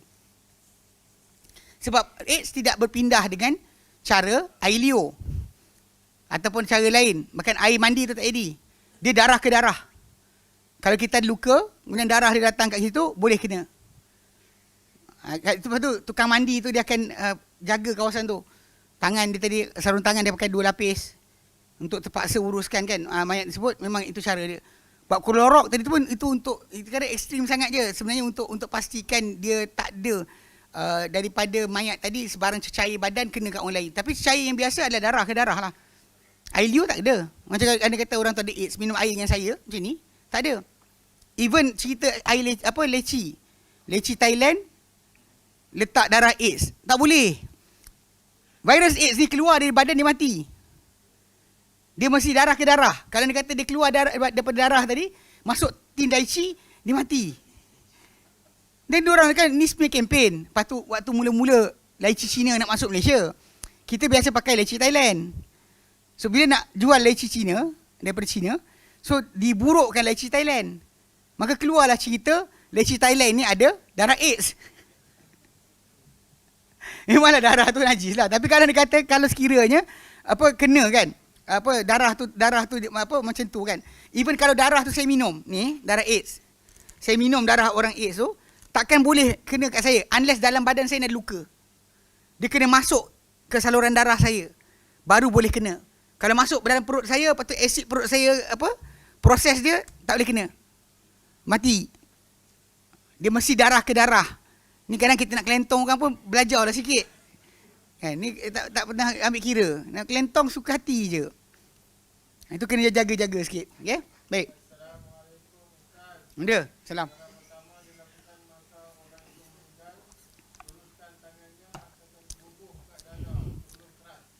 Okey, dia sepatutnya meletakkan tangan normally memang kita letakkan tangan atas dada. Atas dada. Waktu masih lagi lembut tu atas dada. Dan kemudian bila mandi, kalau dia kata kita mandi pun dia macam tu, boleh angkat sikit pun dah cukup. Kalau kata tangan dia lurus macam tu, kan, dah tak boleh diluruskan balik, kita kafan macam tu pun tak apa. Cuma kebiasaannya, ni otai-otai dia lah. Dia pandai cara urut. Dia minta minyak dan urut perlahan-lahan. Memang akan terlepas lah biasanya. Normally akan terlepas balik. Itu tak, jadi secara asasnya memang letak kat dada lah. Tak apa. Tak ada sebarang kepentingan sebenarnya. Pasal ketika mana dikafankan, ketika tu baru tu ada timbul tajuk tangan letak mana. Adapun ketika mana sebelum kita uruskan, tangan dia macam mana pun biarkan lah. Tak penting. Cuma jangan berupa tu buruk je. Jangan rupa tu buruk. Dilihat oleh orang sampai jadi fitnah. Fitnah tomahan. Tomahan dengan kata-kata elok. Orang ni kata. Itu tajuk asalnya. Okey? Okey, wallahu a'lam. Ya. Korang tunggu memang saya nak aku wallahu a'lam buat tanya soalan ya, okey. Badi mayat? Tak. Ada badi mayat, badi anjing, macam badi ada. Cerita macam ni. Mungkin ada di kalangan orang yang datang hadir ke majlis atau ke upacara pemandian, pengurusan jenazah ni, dia punya semangat agak teruk sikit. Dia percaya banyak, tengok cerita hantu banyak. Lalu dia ada kepercayaan bukan. Maka mungkin kadang-kadang syaitan gunakan benda semua untuk menakut-nakutkan dia. Adapun dari sudut asal tidak. Tapi memang digalakkan secara sunnah, barang siapa mandikan jenazah, dia mandi. Disuruh dia mandi. Saya mandi jenazah, saya kena mandi. Digalakkan. Tapi Nabi tak sebut kerana badi jenazah. Balik pada asal mudarat kita. Orang tu dah mati, nak mudarat kita macam mana? Faham tak? Bila benda ni contoh macam pen ni. Ini pen ni kan? Pen ni. Atas meja. Ui, kau jangan main pen ni. Hari tu Ustaz Fadil pegang. Kan? Faham tak? Dia pen. Dia nak buat apa kat awak? Macam juga orang tu dah mati, apa benda nak boleh buat kat awak? Ni kadang-kadang dalam masyarakat Melayu, kita ni kepercayaan tadi kan? Yang kita khurafat tu kan? Kan? Kita sebut khurafat. Dia ada kepercayaan cerita orang. Kadang-kadang dongeng-dongeng orang tua tentang kucing hitam lah. Cermin jangan biar terbuka, nanti mayat terkejut. Kena nampak, aku kat sini ke kan? Ni semua ni karut je. Tak ada pun ajaran Islam untuk itu. Buka habis dah kitab fake atau kitab-kitab berkenaan dengan urusan jenazah. Tak ada yang bahasa Arab punya hadis Nabi dan sebagainya tentang cara tersebut. Ni ada Melayu punya cerita. Melayu punya cerita ada. Badi mayat tadi bukan tak kira. Di Baitul Salam pun ada kalau boleh. Ada orang tu kan, dia takut-takut Baitul Salam, takut-takut sama Baitul Salam. Kan balik-balik demam. Ada je. Dia bukan semestinya. Dia pasal semangat badan dia. Memang perangai dia lemah semangat. Macam mana? Not really about the body. So balik pada asal, mayat tu dah mati. Nak buat apa kat awak? Roh dia diangkat, dia diambil. Tiba-tiba kita datang takut-takut. Dia tak boleh buat apa kat kita. Tapi bila ada kepercayaan tadi, kepercayaan yang luar biasa, supernatural. Mayat ini boleh bangun, mayat ini boleh sekian, mayat ini. Macam tadi ada seorang jumpa saya. Dia kata ada orang tu kena saka, ada saka dan sebagainya. Kemudian dia tanya nak buat apa. Dia kata pasal geng-geng keluarga tu dah mula start nampak benda bukan. Dia kata benda antaranya, dia kata diorang pasang Quran. Lepas tu kemudian ada benda terkeluar dari kepala apa mayat tersebut. Lepas tu sekian. Dia kata dia dengar cerita diorang lah, tak tengok sendiri. Tapi cerita. Pasal benda ni macam ni. Bila dah lama sangat, mak dia orang sakit macam tu, lumpuh, terbaring.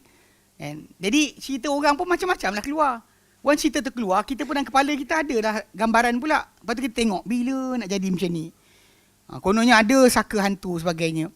Dan lagi kelakar dia apa tahu? Malaikat maut tak boleh cabut nyawa orang tu selagi jin tak keluar. Malaikat maut cabut, tak boleh bang. Kenapa? Tengok, ada jin. Ya benar. Malaikat maut takut dengan jin. Mana ada bila nyawa manusia sampai. Cuma mungkin orang tu kerasukan. Faham tak? Dia hidup dan dirasuk. Itu bolehlah berlaku. Tak ada kepelikan kat situ. Dia hidup dan dirasuk. Adapun untuk kata dalam badan tu bukan dah, mayat dia entah mana-mana datang, tak boleh cakap yang tu. Malaikat maut pun nak cabut tak boleh, tertangguh. Tertangguh malaikat maut nak cabut nyawa dia. Biar benar. Pasal bila datang kan, idza jaa ajaluhum, bila datang sampai masa manusia tadi, fala yastakhiruna sa'atan wala yastaqdimun, takkan dilewatkan, takkan dikedepankan. Tak cepat tak lambat. Tak lambat tak cepat, mesti sampai masa dia mati. Ni kita ada kepercayaan selagi tak dibuang hantu tadi tak boleh mati. Apa hal pula? Kan. Itu cerita orang. Banyak orang cerita lah tu je. So jadi badi mayat tadi cerita orang. Cerita orang macam orang cerita nampak toyol lah. Macam cerita masukkan apa, dia tangkap hantu masuk dalam botol. Nabi SAW tangkap iblis, lepaskan. Dia punya kurang ajar dengan Quran, dia tangkap masuk botol. Nabi teringat doa Sulaiman AS. Nabi dah pegang dah iblis. Nabi dah fikir nak ikat dah. Tapi Nabi lepaskan balik sebab teringat doa Sulaiman AS. Kurniakan aku kerajaan yang tak harus dapat pada siapa-siapa sesudahku. Nabi lepaskan. Datang pakcik kita ni, masuk dalam botol. Ambil kau. 3,000, 4,000, masuk ibu. Masuk simpan. Ada hantu ni. Saya jumpa seorang dulu kat Kelantan. Dia bukan Maizat. Okay. dia jumpa saya depan kedai kawan saya. Ustaz Amin Ismail. Jumpa depan kedai. Lepas tu kan pakcik tu datang. Saya buat tu, saya balik apa benda. Saya nak balik. Apa saya buat? Saya pergi makan. Lepas tu saya nak balik ke Kedah. Lepas tu. Sekali bila time dia bawa botol kat saya tau. Dia kata nak tengok hantu. Buat apa? Dia kata ada. Sekejap. Bawa igap. Igap. Orang Kelantan kata igap kan, bawa tangkap. Dia masuk dalam kat botol dia ada kat motor dia ada bakul, dan bakul tu ada botol. Macam botol kicap gitu, macam botol orang bodoh. Tu orang bodoh coklat tu kan. Bawah tu ada dia buat macam pentagram. Pentagram bintang dengan bulat. Lepas tu dia pegang. Dia pegang. Dia kata, tengok, nampak? Saya pegang, tak nampak pun. Kena belajar lagi. Tak, saya kata apa? Tak masuk syurga pun kau nampak. Dia kata, dia diam. Dia sibuk kata, dia tak boleh tangkap. Iya dah masalahnya kalau dia kata apa, kalau kata nampak nak haram. Terajang. Sepak tentu juga pakcik tu. Tergolek lah masuk longkang. Ya. Tak boleh lah. Cerita dia khayal. Kalau cerita macam tau, boleh bayangkan tak? Jin tu buat bodoh. Dia macam tak bodoh. Macam kan dia masuk dalam botol tu, dia tunjuk, tolong. Potong tu belah, dia keluar, bodoh dia kata. Boleh tak? Dia nak bagi orang tu percaya kononnya dia ada power. Jadi orang tu pun lepas tu jalan pun, ni Tuhan ngepak. Galang ngepak kan? Apa? Saya takut hantu. Macam cakap hantu kan? Dia poyo lagi dengan cakap hantu. Padahal dia hantu. Faham tak? So sudut asal dia cara yang sebenar. Macam kes yang orang tak boleh jawab kan. Kenapa orang bila baca ayat Quran kemudian lupa? Sebab jin tu nak dia percaya, ustaz tu percaya dia hebat. Dan jin tu nak tangkap pesakit tu. Dan jin tu nak tangkap semua orang yang tengok ni. So that kalau katakanlah dah dapat establish kepercayaan orang ramai, pesakit tu, ustaz tu sendiri rasa ustaz tu baca, kawan tu mesti boleh sembuh. Satu hari ustaz tu mati. Tiba-tiba kawan tu kena rasuk balik. Apa dalam kepala dia? Kalaulah ustaz tu hidup lagi, mesti boleh selamatkan aku. Yang lain ni pun, kalaulah ustaz tu ada lagi, tak adalah si Anu tu sakit. Last kali Allah mana? Perasan tak? Dengan tanpa disedari, Allah Ta'ala tak ada wujud dalam hidup semua kumpulan ni tadi. Simple je dia buat. Semua, sampai pada syirik lah. Indian pada syirik lah asas dia. Mana kalau dia kata tak ada orang ni, habis kita. Allah mana? Mana Allah Ta'ala dalam hidup awak? Itulah sebab benda macam saya tegur budak yang kata boleh buat apa? Telur, baca-baca nampak apa muka orang kan, yang curi kan. Saya kata dengan dia, in the end, kalau kau mati nanti, orang kata kalau Hanif ada lagi, boleh dapat barang tu balik. Allah mana? Perasan tak apa jadi? Allah mana? Dalam keadaan tadi, tak wujud Allah Ta'ala. Orang akan nampak engkau. Saya kata, engkau akan rosakkan akidah orang ramai. Dia diam. Memang itu cara dia. Itulah masalah sekarang ni. Orang yang buat benda ni tak fikir. Yang orang ramai pun menyerodong, ambil terus. Kau gila kau ustaz tu, dia baca habis kau. Lompat-lompat orang. Ini masalah dia. Dia benda tu kena kepercayaan kita. Jadi badi-badi tu kan, ulang balik, dia benda tu sama. Masalah kepercayaan orang itu sendiri. Tak percaya, tak jadi. Percaya, jumpa. Macam kes kawan kita seorang, dekat Penang. Dia beli rumah. Rumah tu patutnya harganya 1 point berapa juta. Dia beli dengan harga 480,000 je. Lebih kurang. Punca? Sebab orang Cina kawasan tu percaya hantu. Jadi rumah tu jadi murah. Tapi tak cerita siapa. Dia kan orang tak nak tumpang rumah dia pula. Tak cerita siapa. Tapi ada orang tu. Rumah bergantung lah sebenarnya. Tapi saya duduk tak bergantung pun. Saya duduk sekali satu malam. Seorang. Tapi tak keluar pun tak jadi. Tapi dia cerita kat saya lah. Dia kata murah ni ustaz. Sebab. Dia cerita. Kalau orang lain dia cerita. Allah Alam kebalik kot. Malam tu cerita dari situ lah. Jadi orang percaya sangat. Sampai rumah tu tak ada nilai. Turun harga pasaran. Tahu tak? Setengah daripada harga. Tengah pekan. Mustahil dapatlah rumah harga tu. 3 tingkat lagi rumah tu. Tahu tak? Nak ceritakan kerana kepercayaan orang. Semua percaya. Ada hantu. Itu kena faham. Pasal kepercayaan tadi akan dimanipulasi oleh korin kita. Kita akan nampak benda tempat tu kita nampak. Benda tak ada kita akan nampak ada. Sebab korin kita dah bagi dah. Kepercayaan kita tadi kita serah pada dia kunci penglihatan pendengaran kita. Sebenarnya benda tak ada. Kita nampak ada. Benda tidak ada, anda nampak macam ada. Tu je sebenarnya. Korin punya kuasa lah untuk sesatkan kita. Saya pernah cerita seorang pakcik tu meninggal ke tidak dekat Segambut. Dia askar. Dia kata, bila saya cerita macam tu, dia kata saya dulu pernah kena, dia kata ustaz. Diorang satu batalion, pasukan masuk dalam satu hutan dekat Perak. Kemudian diorang pergi dekat satu kawasan tu, ada rumah lama orang Inggeris. Orang Inggeris zaman dulu datang Malaysia buat rumah untuk buat estate ladang. Tapi ketika tu diorang mati, rumah tu ada lagi. So diorang askar ni masuk dalam rumah tersebut, semua pilih satu bilik seorang. Satu bilik berdua-dua. Dia punya bilik dengan bos dia, ketua kapten dia lah. Orang lain semua tidur, diorang tidur satu bilik. Diorang dalam bilik ni dengar bunyi macam ada gajah jatuh tengah rumah. Cuba untuk rempuh rumah dia. Bilik. Diorang punya dah takut. Besok pagi bangun, orang lain tak dengar, diorang je yang dengar. Sebenarnya. Keluar tengok rumah tak ada rosak apa pun. Dengar malam tadi macam, dia kata macam ribut ustaz. Dia kata. Bila buka-buka pagi, kan? Dia tengok tak ada. Tanya orang lain, semua bilik lain tak ada. Bilik dia je, dia alami bersama dengan kapten dia, tajuk berkenaan. So, itu kita kata, benda tak ada nampak, benda tak ada dengar, benda tak ada nampak. Sebab kita dah serah kita punya, ya biasa, geng-geng askar ni pun sukalah ambil ilmu bukan kan. kebal lah, apalah sebagainya. Lepas tu tak ngaku. Kita tanya, Tuan Haji ambil ilmu apa? Mana tak ada ambil ilmu apa. Memang tak ngaku. Okey, baik. Wallahu a'lam. Saidina, okey. Dia Saidina dalam solat kan adalah perkara yang sebenarnya tak perlu ditambah-tambah langsung. Bahkan tak ada mustahab pun dalam solat. Okay, pasal kes dia macam ni. Saidina, gelaran Nabi SAW. Nabi SAW pernah ada orang panggil baginda dengan Saidina. Antas Saidina sebagainya. Nabi kata, As-Sayyid Wallah. Okay, dalam masa sama penggunaan Saidina, Nabi sendiri SAW pernah kata, Ana Sayyidu Walibni Adam. Aku penghulu anak Adam. La fakhra, bukan nak bangga. Nabi pernah cakap itu. Aku penghulu anak Adam. Nabi pernah kata penggunaan Saidina ni kepada Sa'ad bin Mu'az. Ketika lepas dia kena panah, dia sakit, menunggu nak mati. Ketika dia sampai, dia dalam keadaan tak larat, Nabi kata pada orang Ansar, Qumu ila sayyidikum. Bangun, pergi kepada penghulu kamu. So, the word Saidina, atas nama maksud penghulu kami, tuan kami dan sebagainya, dia tak ada masalah, luar solat.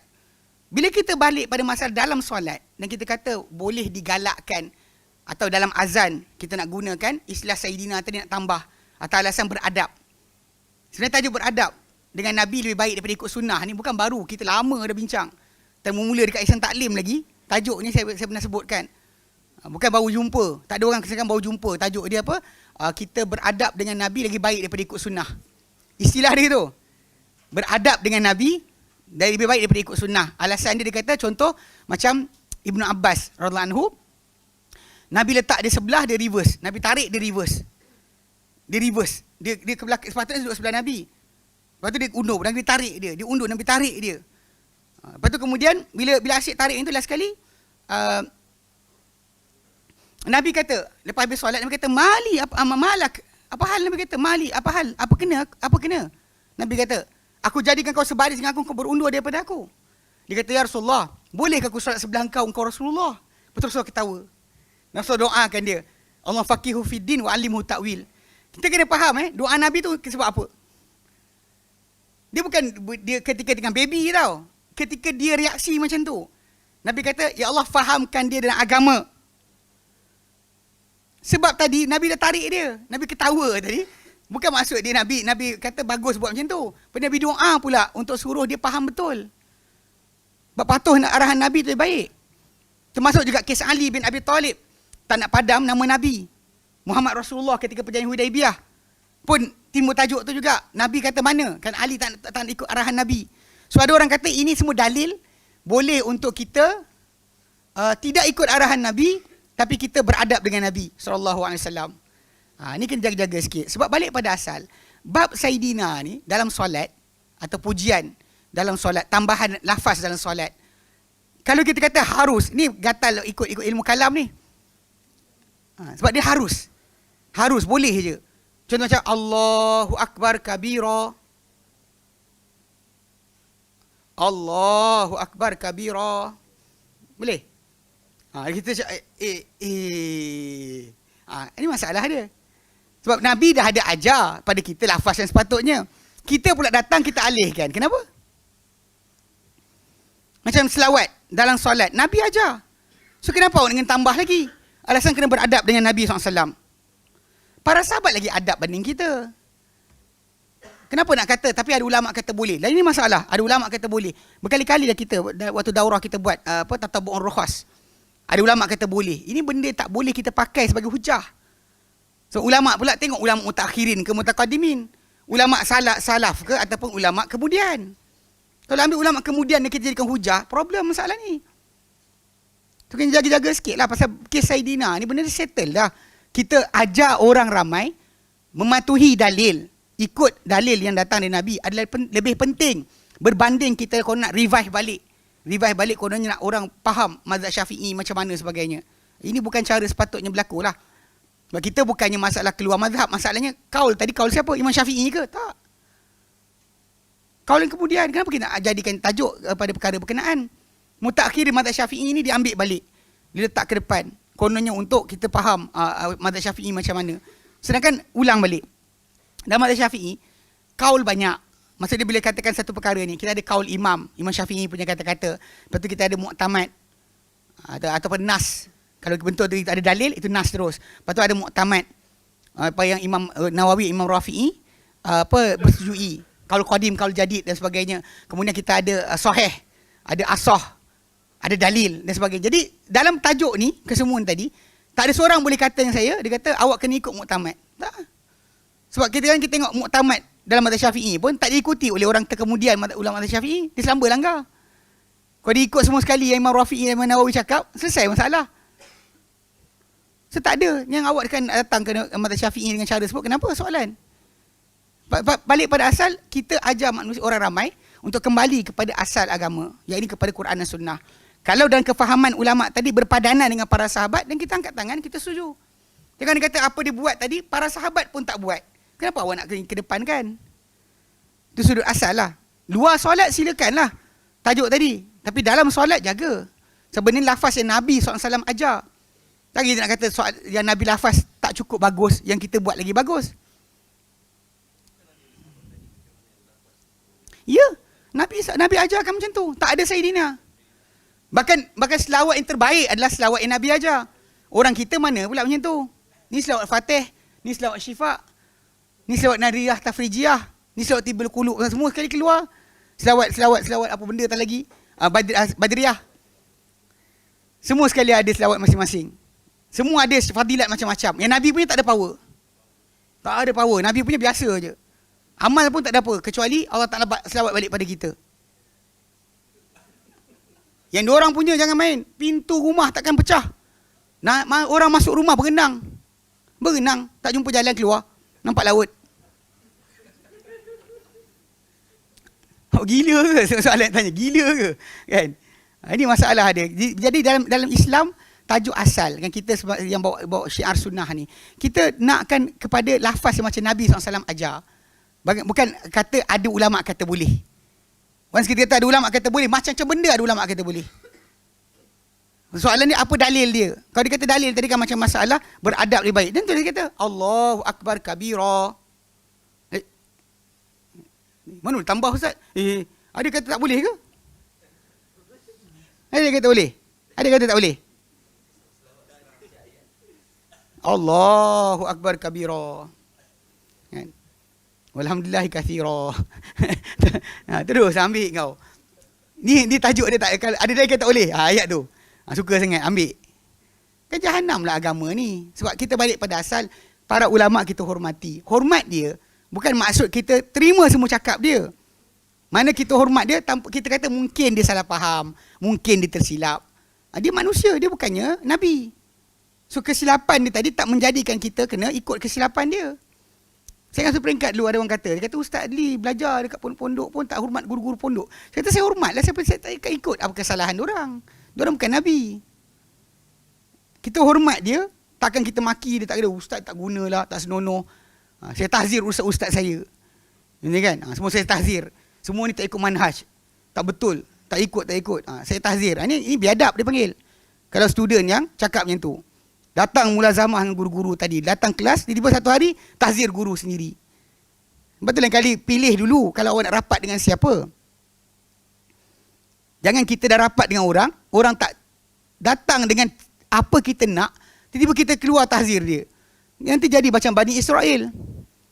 Bani Israel, Allah Ta'ala letak dalam Quran, dalam surah Al-Baqarah, ayat yang ke-60, 60, Allah Ta'ala nyatakan, afakullama ja'akum rasulun bima la tahwa anfusukum mustakbartum.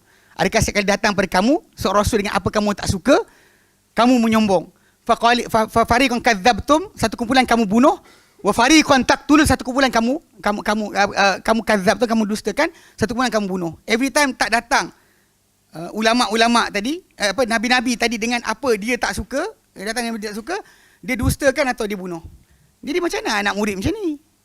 Bila tok guru tu tak keluarkan benda dia suka. Start lah. Ni tahzir. Ni memang hizbi. Saya tak kisah orang nak tahzir saya. Yang kadang-kadang benda-benda macam ni kena jaga sikit kan. Ini adalah asas. Mana anak-anak murid ni belajar beradab. Kalaulah kami ustaz-ustaz nanti buat tahzir besar-besaran kat awak nanti macam mana? Serius boleh buat? Ni tak boleh buat? Boleh je. Kalau nak buat benda tu kami boleh buat. Tapi jaga sikit. Ni kadang beradab sikit. Kalau awak belajar pun kadang ni ada orang Melayu punya patah tau. Pantun. Saya cakap dengan Ustaz Fasan kata, Ustaz post, saya like. Tahu bunyi pantun dia. Berburu di padang datar, dapat rusa belang kaki. Berguru kepalang ajar, ibarat bunga kembang tak jadi. Mana berburu di padang datar, maksudnya kawasan tu lapang luas, tak ada pokok, tak ada apa sekian-sekian. Kan, dapat rusa belang kaki. Tapi dia kata yang barat rangka kedua tu, berguru kepalang ajar. Mana berguru tapi tak faham apa guru ajar dan tak tahu dengan banyaknya. Kan baru belajar sikit-sikit tiba dah start nak biadab. Macam bunga kembang tak jadi tahu. Bunga nak kembang tapi tak jadi. Kalau bunga tu kan bunga ros. Ini tak keluar macam tu je. Dia jaga sikit lah. Tu saya kata, Ustaz Hasan kata, Ustaz buat saya like. Ni jaga sikit kan anak-anak murid ni. Sebab tu kadang-kadang janganlah kan kalau awak setakat belajar apa patah dua. Kalau anda kata awak rasa awak bagus, nak awak ke depan lah. Ngajar. Buat kerja apa yang patut. Sebarkan dakwah, sebarkan manhaj yang awak ada. Jangan setakat cerita, kami ambil Ustaz Endon, bawa datang Malaysia, kemudian cerita macam ni. Tak usah cerita yang tu. Yelah, negara Arab tadi tak tahu apa dekat Malaysia. Saya ingat Ustaz Singgi, Hafizahullah, dia cakap, macam bila ditanya berkenaan dengan tajuk sembelihan ahli kitab. Ahli kitab. Syekh ni tadi tak tahu ahli kitab kat Malaysia macam mana perangai dia. Faham tak? Dia tengok ahli kitab dekat negara Arab. Lepas tu dia tengok, okey lah ni. Datang Malaysia, ahli kitab. Yang Malaysia punya dengan babi makan dan sebagainya. Tiba-tiba Syekh ni kata, boleh, harus. Halal. Berdasar surah Al-Ma'idah ayat ke-5 ambil kau. Dia tak tahu cerita. Wakil kena tengok lah. Satu kedua, macam Syekh tadi pun. Tak kenal orang. Macam mana dia tahu cerita daripada orang yang tak suka kita. Kemudian kita ambil hukum daripada dia kerana orang yang tak suka kita bercakap. Mana boleh? Dia jaga sikit lah. Benda tak tahu menyampah kadang. Saya kata lah. Saya kata jangan kami, kan kita buat tahzib besar-besaran. Rasa-rasanya dah ada kot. Kita buat dulu sampai jadi. Orang tu tak tahu ke mana nak pergi. Ada je kita buat.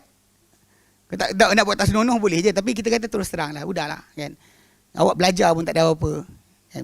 Jangan sampai benda ni jadi berpanjangan. Yang peliknya kadang seorang dia kata, inilah Syekh sini kata, Syekh tu kata. Syekh tak tahu pun kat Malaysia jadi apa. Mungkin Syekh tak tahu pun nak buat apa. Dulu ada kita jumpa kumpulan-kumpulan macam ni. Dia mula nak tahzir orang, last sekali dia kata tahzir ni lah, tahzir tu lah. Last sekali dia buat kedai makan, semua benda ada kat kedai makan tu, semua benda tahzir semua ada. Semua benda yang dia cakap tentang guru tu, yang dia belajar, dia kata guru ni tak jaga ikhtilat, guru tak sekian. Last sekali dia buka restoran, semua sekali ada. Muzik ada, semua ada. Yang cakap kat orang, ya itu cerita dia. Kan? Itu benda yang kena jaga sikit. Ya, dalam konsep masalah kita berguru ni, kalau boleh janganlah sayang sangat guru tu sampai last sekali benci balik. Dia masih manusia. Kan boleh silap, boleh salah. Ya, awak pun, kita sebagai pelajar pun belajar macam tu jugalah. Kan? Bukan kita bergantung dengan dia saja. Sebab manusia, dia masih manusia. Tapi kadang bila terkecewa, guru tadi tak seperti yang disangkakan, start masalah. So jaga sikit. Okay, baik. Wallahu a'lam. Ya. Korang ni saja wallahu a'lam aku semua.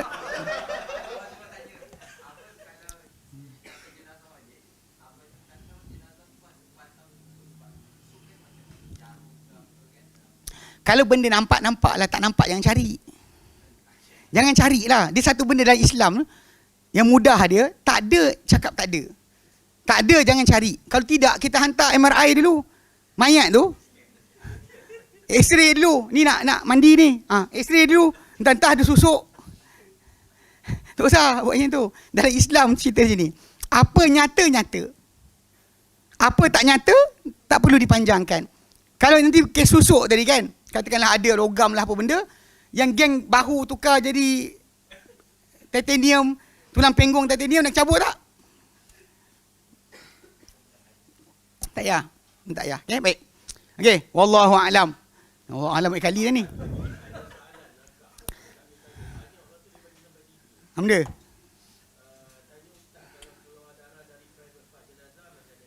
Okay. Ya. Okay. Apa kelebihan? Okey, baik. Pertama sekali tajuk masalah kalau keluar darah. Terasa saya jawab tadi. Keluar darah berterusan dan sebagainya, kita akan cuba basuh-basuh. Kalau tidak, dan kita akan sumbat lah. Sumbat, tutup dengan kapas dan balut. Pakai pampers dewasa ke tak kisah. Yang penting kita akan cuba tutup. Even najis, air kencing dan sebagainya sama. Pakai pampers. Tak ada masalah. Kalau tidak zaman dulu tak ada pampers, cucuk kapas je. Punggung keluar najis, cucuk kapas. So, cucuk kapas dan tutup. Bersihkan dan go on, move on. Kalau tidak jenuh lah. Kenapa bang? 3 jam dah ni, tarik dia keluar. Kan? Jenuh. Sampai bila nak habis? So, benda macam ni kadang-kadang habuan masing-masing mayat ni tadi. Kadang Allah Ta'ala beri kemuliaan, kadang Allah Ta'ala berikan dia keadaan macam tu. Dan kita sebenarnya usahakan supaya lindung dia daripada dimalukan. Itu je. Okay, itu jadi dua tu dah jawab. Masalah kelebihan menjadi tukang mandi jenazah. Okay, pahala dia, ia adalah fardu kifayah. Kan? Maksudnya kita melakukan kerja fardu kifayah yang membersihkan atau mengangkat kesalahan atau dosa orang lain tak buat kerja ni. Kalau kita dah buat, orang lain tak payah dah terlibat, tak apa. So ia adalah satu benda yang tanggungjawab lah. Yang dalam masyarakat mesti ada paling kurang seorang. Paling kurang ada seorang. Kampung satu kurang ada seorang. Mesti ada yang reti tahu perkara berkenaan yang untuk melaksanakan tanggungjawab kita kepada si mati. So pahala dia Allah Ta'ala sajalah mengetahui. Sebab orang hadiri jenazah pun dapat pahala sebesar Bukit Uhud. Bayangkan siapa hadir jenazah sampai disolatkan, siapa hadir jenazah sampai dihantar ke kubur, sampai ditanam, kan dapat sebesar gunung Uhud, Bukit Uhud dia punya pahala. Itu orang hadir. Bayangkan orang yang mengurus. Allah Ta'ala saja tahu apa pahala yang dia dapat. Orang hadir pun dapat macam tu, orang mengurus pasti lagi dahsyat. Hadir, bukan urus. Hadir sampai disolatkan, hadir sampai dihantar ke kubur, hadir sampai selesai ditanam. Hadir. Jadi bila kita hadir saya dapat Bukit Uhud, bayangkan kalau kita adalah orang yang menguruskan jenazah. Allah Ta'ala saja tahu nilai dia. Okay. Ya. Saya nak respon satu benda. Okey. Baru ni kita dengar kan, ada orang kata bila kita ni ikut salaf, kita macam tinggal dalam gua yang tak keluar. Okey tak? Dia starting point, saya pernah sebut dia tu kan. Saya kata bahawa ilmu kalam ni punca batiniah. Okey. Sebenarnya ayat tersebut dah datang daripada Abu Yazid Al-Bistami. Geng sufi-sufi ni lah. Yang batini ni, dia kata apa? Khudna bahran waqafatil anbiya'u ala sahilih. Kita ni menyelam pada satu lautan yang para nabi berhenti dekat tepi pantainya. Sama macam tadi, kita dalam gua yang orang lain keluar, kita duduk diam dalam gua tadi. Sebenarnya itulah cerita dia. Memang betul lah, benarlah memang ilmu kalam ni tadi penyampai kepada batiniah. Baik, dia kata di situ, kita ni para aulia. Kita, para aulia, menyelam kepada lautan yang para nabi berhenti pada pinggirnya. Nabi berhenti, engkau menyelam. Itu cerita dia lah. Itulah tajuk sebenar bila kita batiniah tadi kat situ. Sebab Nabi tak tahu, dia tahu. Nabi tak tahu, dia tahu. Itu asas sebenar. Sebab tu bila dikatakan analogi gua tadi kan, safe, selamat, tapi jadi ekstrim. Siapa kata? So para Nabi tak terjun dalam lautan tadi. So ekstrim lah para anbiya. Tu kena faham tu. Kadang-kadang orang kita ni dia gunakan istilah tadi, sebenarnya bila kita sebut tu dia tak ngaku. Dia kata bukanlah. Tapi in the end dia mengaku sendiri. Sebab sebiji ayat ni macam Abu Yazid Al-Bistami cakap benda yang sama. Kita ni para wali menyelam ke lautan yang para nabi berhenti dekat pinggirnya, di tepinya. Ini geng-geng ni duduk dalam gua tak keluar, kita keluar. Dia suruh dia diam di gua kan. Kita keluar. Itu hasil dia. Sebenarnya memang kita kata itulah jangkauan sebenar ilmu kalam ni tadi memang membawa kepada batiniah, punca asal. Sebab tu Imam Ahmad bin Hanbal ketika dia kalahkan Ibn Abi Du'ad pada ketika dia cakap kan, dia kata adakah kata-kata korang ni Nabi tahu, sahabat tahu? Yang kata Quran makhluk, Nabi tahu, sahabat tahu tak? Dia kata mula dia tak tahu. Macam mana korang tahu benda Nabi tak tahu, para sahabat tak tahu? Kan. Tarik balik. Soal balik. Benda kamu kata Quran makhluk ni, Nabi tahu, sahabat tahu tak? Dia kata tahu. Nabi pernah ajak, para sahabat pernah ajak, dia diam. Lepas tu ketika tu, Imam Ahmad kata, kenapa tak luas untuk kalian, apa luas untuk para sahabat? Mana luas untuk para sahabat diam, kenapa korang tak boleh nak diam? Al-Wathiq billah, kan, khalifah ketika itu, dia bertukar pendapat dan tidak lagi sokong Mu'tazilah lepas cakap Imam Ahmad tadi. Imam Ahmad hujah Ibn Abu Duat, dia cakap macam tu. Jadi yang khalifah ni pun pening kepala. Dia kata, kenapa tak luas untuk kita, apa luas untuk para sahabat? Para sahabat diam, kenapa kita bercakap? Faham tak? Itu sudut asal. Bila kita kata bahawa benda yang dihentikan oleh agama sampai tahap tersebut, oleh Nabi, oleh para sahabat, stop situlah. Yang pergi menyelam lagi buat apa? Ini duduk dalam gua ni, kita kena keluar. Ikut Aristotle. Mari. Tak power tak ada masalah. Kalau orang tu kata bahawa kononnya kalau kita duduk sini kita jumud, tak ada masalah. Itu yang Imam Ahmad bin Hanbal dia cakap. Mu'tazilah gagal. Jadi idea suruh menyelam tadi Mu'tazilah lah. Menyelam lagi. Kan benda Nabi tak cakap, sahabat tak cakap atau tak ajak. Yang korang ajak buat apa? Soalan tu simple je. Ini yang menggagalkan sebenarnya Mu'tazilah dalam kerajaan Abbasiyah. Itu sebab dia kalau ada orang kata Imam Ahmad gagal tu, dia tak belajar sejarah. Biar nama dia Maulana ke, dia memang salah. Pasal dia tak baca betul sejarah. Macam mana terhentinya fitnah Quran makhluk tu, bila Imam Ahmad bercakap benda berkenaan dengan cara tersebut. Dia kata, kenapa tak luas untuk kalian, apa luas untuk para sahabat? Kenapa tak luas? Mana diorang boleh diam, kenapa korang tak boleh diam? Sedang masuk kan, nak menyelam. Ini hasil menyelam lah. Last sekali Quran jadi makhluk. Apa dia?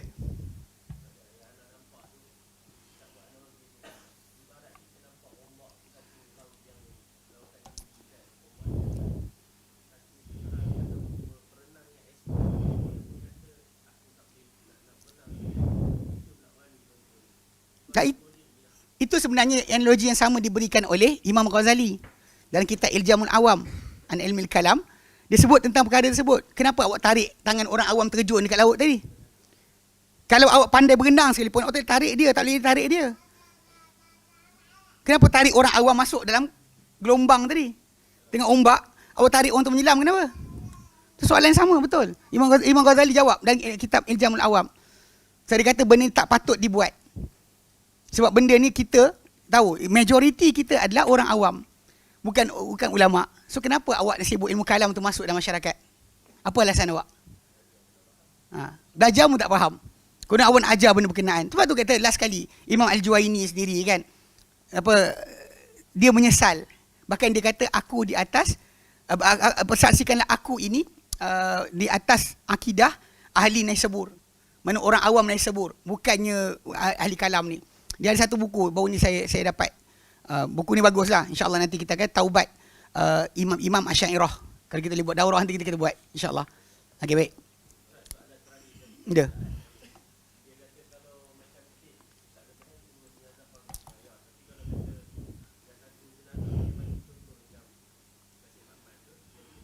Tak payah. Dia bukan Muslim. Biarlah. Orang kafir nak ambil lah. Tapi hari tu yang ada geng-geng geng-geng konon aci-aci buka pintu, geng-geng poyo konon baik kan. Dia pergi uruskan jenazah tu juga. Ini tak ada walak dan barak. Al-walak dan barak, orang yang tolak Muhammad sallallahu alaihi wasallam sebagai rasul. Kenapa awak nak pergi ambil dia untuk uruskan? Dia kan Muslim. Cuma saya pernah sebutkan kenapa kerajaan tak isytihar dia murtad. Sebab kita dekat Malaysia ni undang-undang kita ada dua sistem. Kita ada sivil, kita ada undang-undang syariah. Undang-undang sivil kita, bila mana seorang tu diisytiharkan bukan Islam, dia tak boleh disekat daripada dakwah dia. Tak boleh disekat dia daripada berdakwah, bercakap dan sebagainya. Jabatan Agama Islam tak ada kuasa kata orang tu. Ni dah sekarang tengah berlaku macam kes Qadiani. Diisytihar bukan ajaran Islam, so dia duduk bebas kat situ. Jais tak boleh cuit. Walaupun boleh tukar balik. Istilah tu boleh tukar balik. Boleh tarik balik sebenarnya. Sebab orang masih pegang Quran kita. Tapi bila kita gunakan istilah dia bukan ajaran Islam atau dia keluar Islam, macam Syiah Malaysia pernah minta supaya diisytiharkan bukan ajaran Islam. Tahu kan? Dan tamu memorandum minta diisytihar bukan ajaran Islam. Sebab apa dia minta? Sebab kat once dia bukan ajaran Islam, dia boleh pergi ke mana nak pergi, tak ada siapa yang sekat. Sebab kita punya undang-undang syariah Islam hanya kena pada Muslim. Kalau orang tu bukan Islam, so tak boleh lah, sekat dia. Lepas tu Ayapin lepas. Ayapin ketika pas memerintah 11 bulan, dia masuk penjara. Kemudian lawyer dia, ada yang nama panjang pakai spek tu. Lawyer yang apa, ada entah punya perasaan sekalipun dia buat. Lawyer tu ajar dia cara lepas. So dia tantangan satu surat, saya nama Arifin bla bla bla, keluar daripada Islam. Terus mahkamah syariah, penjara tak boleh tahan dia. Lepas lah, keluar. Itu sebenarnya kisah benar dia. Dia waktu tu saya ingat saya kat Yaman. Dia punya apa, tulisan dia murtad tu, dia keluar. Jadi murtad daripada Islam, maka dia bukan ajaran Islam lagi, dan boleh dia bebas ke mana nak pergi. Jabatan Islam tak ada kuasa atas dia. Sebab tu lepas dari tu kes cara nak tutup tempat tu terpaksa gunakan kaedah lain. Tak ditahui siapa datang, pergi pecah semua tempat-tempat tu, hancur. Tak tahu siapa yang datang. Diorang tuduh Bukit Aman. Bukit Aman kata tak ada, bukan kerja kami. Tapi cerita dia lepas pecah tempat tu, teko-teko dia, benda payung-payung dia dah roboh sebagainya, dia lumpuh. Ayapin lumpuh. Dia mati lumpuh. Macam orang macam tu. Maka fardu kifayah tadi untuk Muslim saja. Orang macam tu kita akan uruskan. Maka haram kita uruskan. Haram kita doakan keampunan untuk dia. Tak ada tinggal dipanggil sebenarnya. Cerita sini, ijtihad untuk murtad ni daripada mahkamah syariah takkan dibuat. Sebab kita tak ada enactment untuk orang murtad. Tak ada. Diorang sendiri sekarang ni kadang-kadang diorang pergi guna mahkamah sivil untuk hak tinggalkan Islam. Sebenarnya diorang tak beramal Islam pun tak ada masalah. Diorang cuma nak cabar Muslim punya authority. Itu je. Sebab kita punya raja Muslim, agung kita Muslim, ketua polis kita Muslim, ketua tentera kita Muslim, Perdana Menteri kita Muslim, perasan? Menteri-menteri besar kita Muslim, kecuali yang negeri kafir lah, negeri yang adalah tentu. Jadi yang lain-lain semua Muslim. So bila Muslim semua sekali, diorang saja nak IC tu dapat dibuanglah kalimah Islam. Itu diorang nak sebenarnya. Masalah beramal tak beramal Islam bersepah. Yang Muslim tak solat bersepah. Tapi tak ada pernah ijtihad minta nak keluar Islam lah. Tapi sebenarnya macam tu. Dia nak lawan je. Tapi yang kita punya part pula, dalam enactment kerajaan negeri, undang-undang syariah negeri, tak ada clause untuk boleh orang murtad. Tak ada. Jadi sekarang ni kalau diorang minta nak murtad tu, itu satu dia nak lawan, nak cabar Islam agama rasmi, persekutuan tu. Itu dia nak cabar sebenarnya. Kita tak faham. Pasal dia tak beramal, bukan kita cari pun. Dia pergi kedai beli arak, bukan kita tahan dia pun. Betul tak? Kalau kita sekarang ni ada siapa pergi beli arak, ada orang siap kecoh? Mana ada? Orang tak kisah.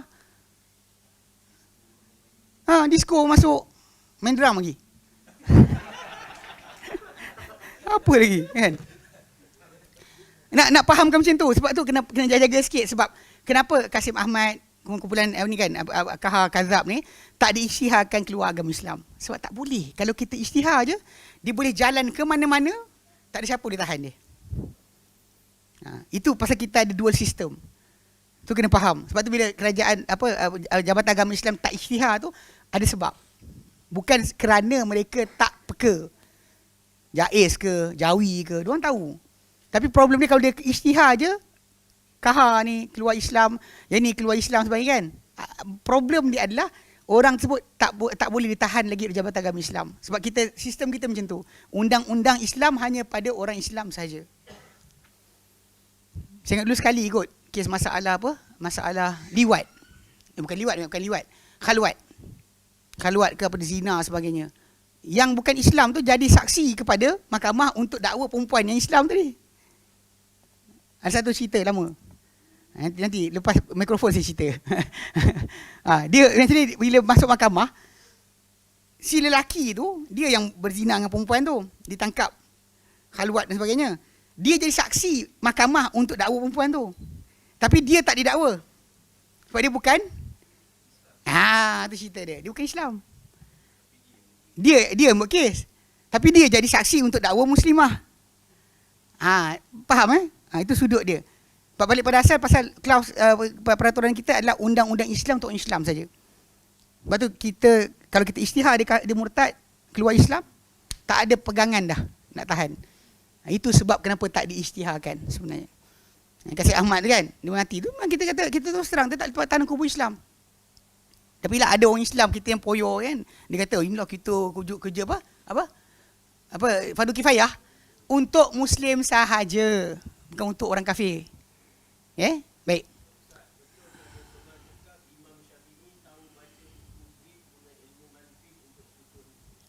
Apa benda abah dia kan? Apa cerita pula kan? Ilmu kalam masuk dalam Islam ni tahun bila? Kan kemudian masa Imam Syafi'i bila pula dia cela ilmu kalam.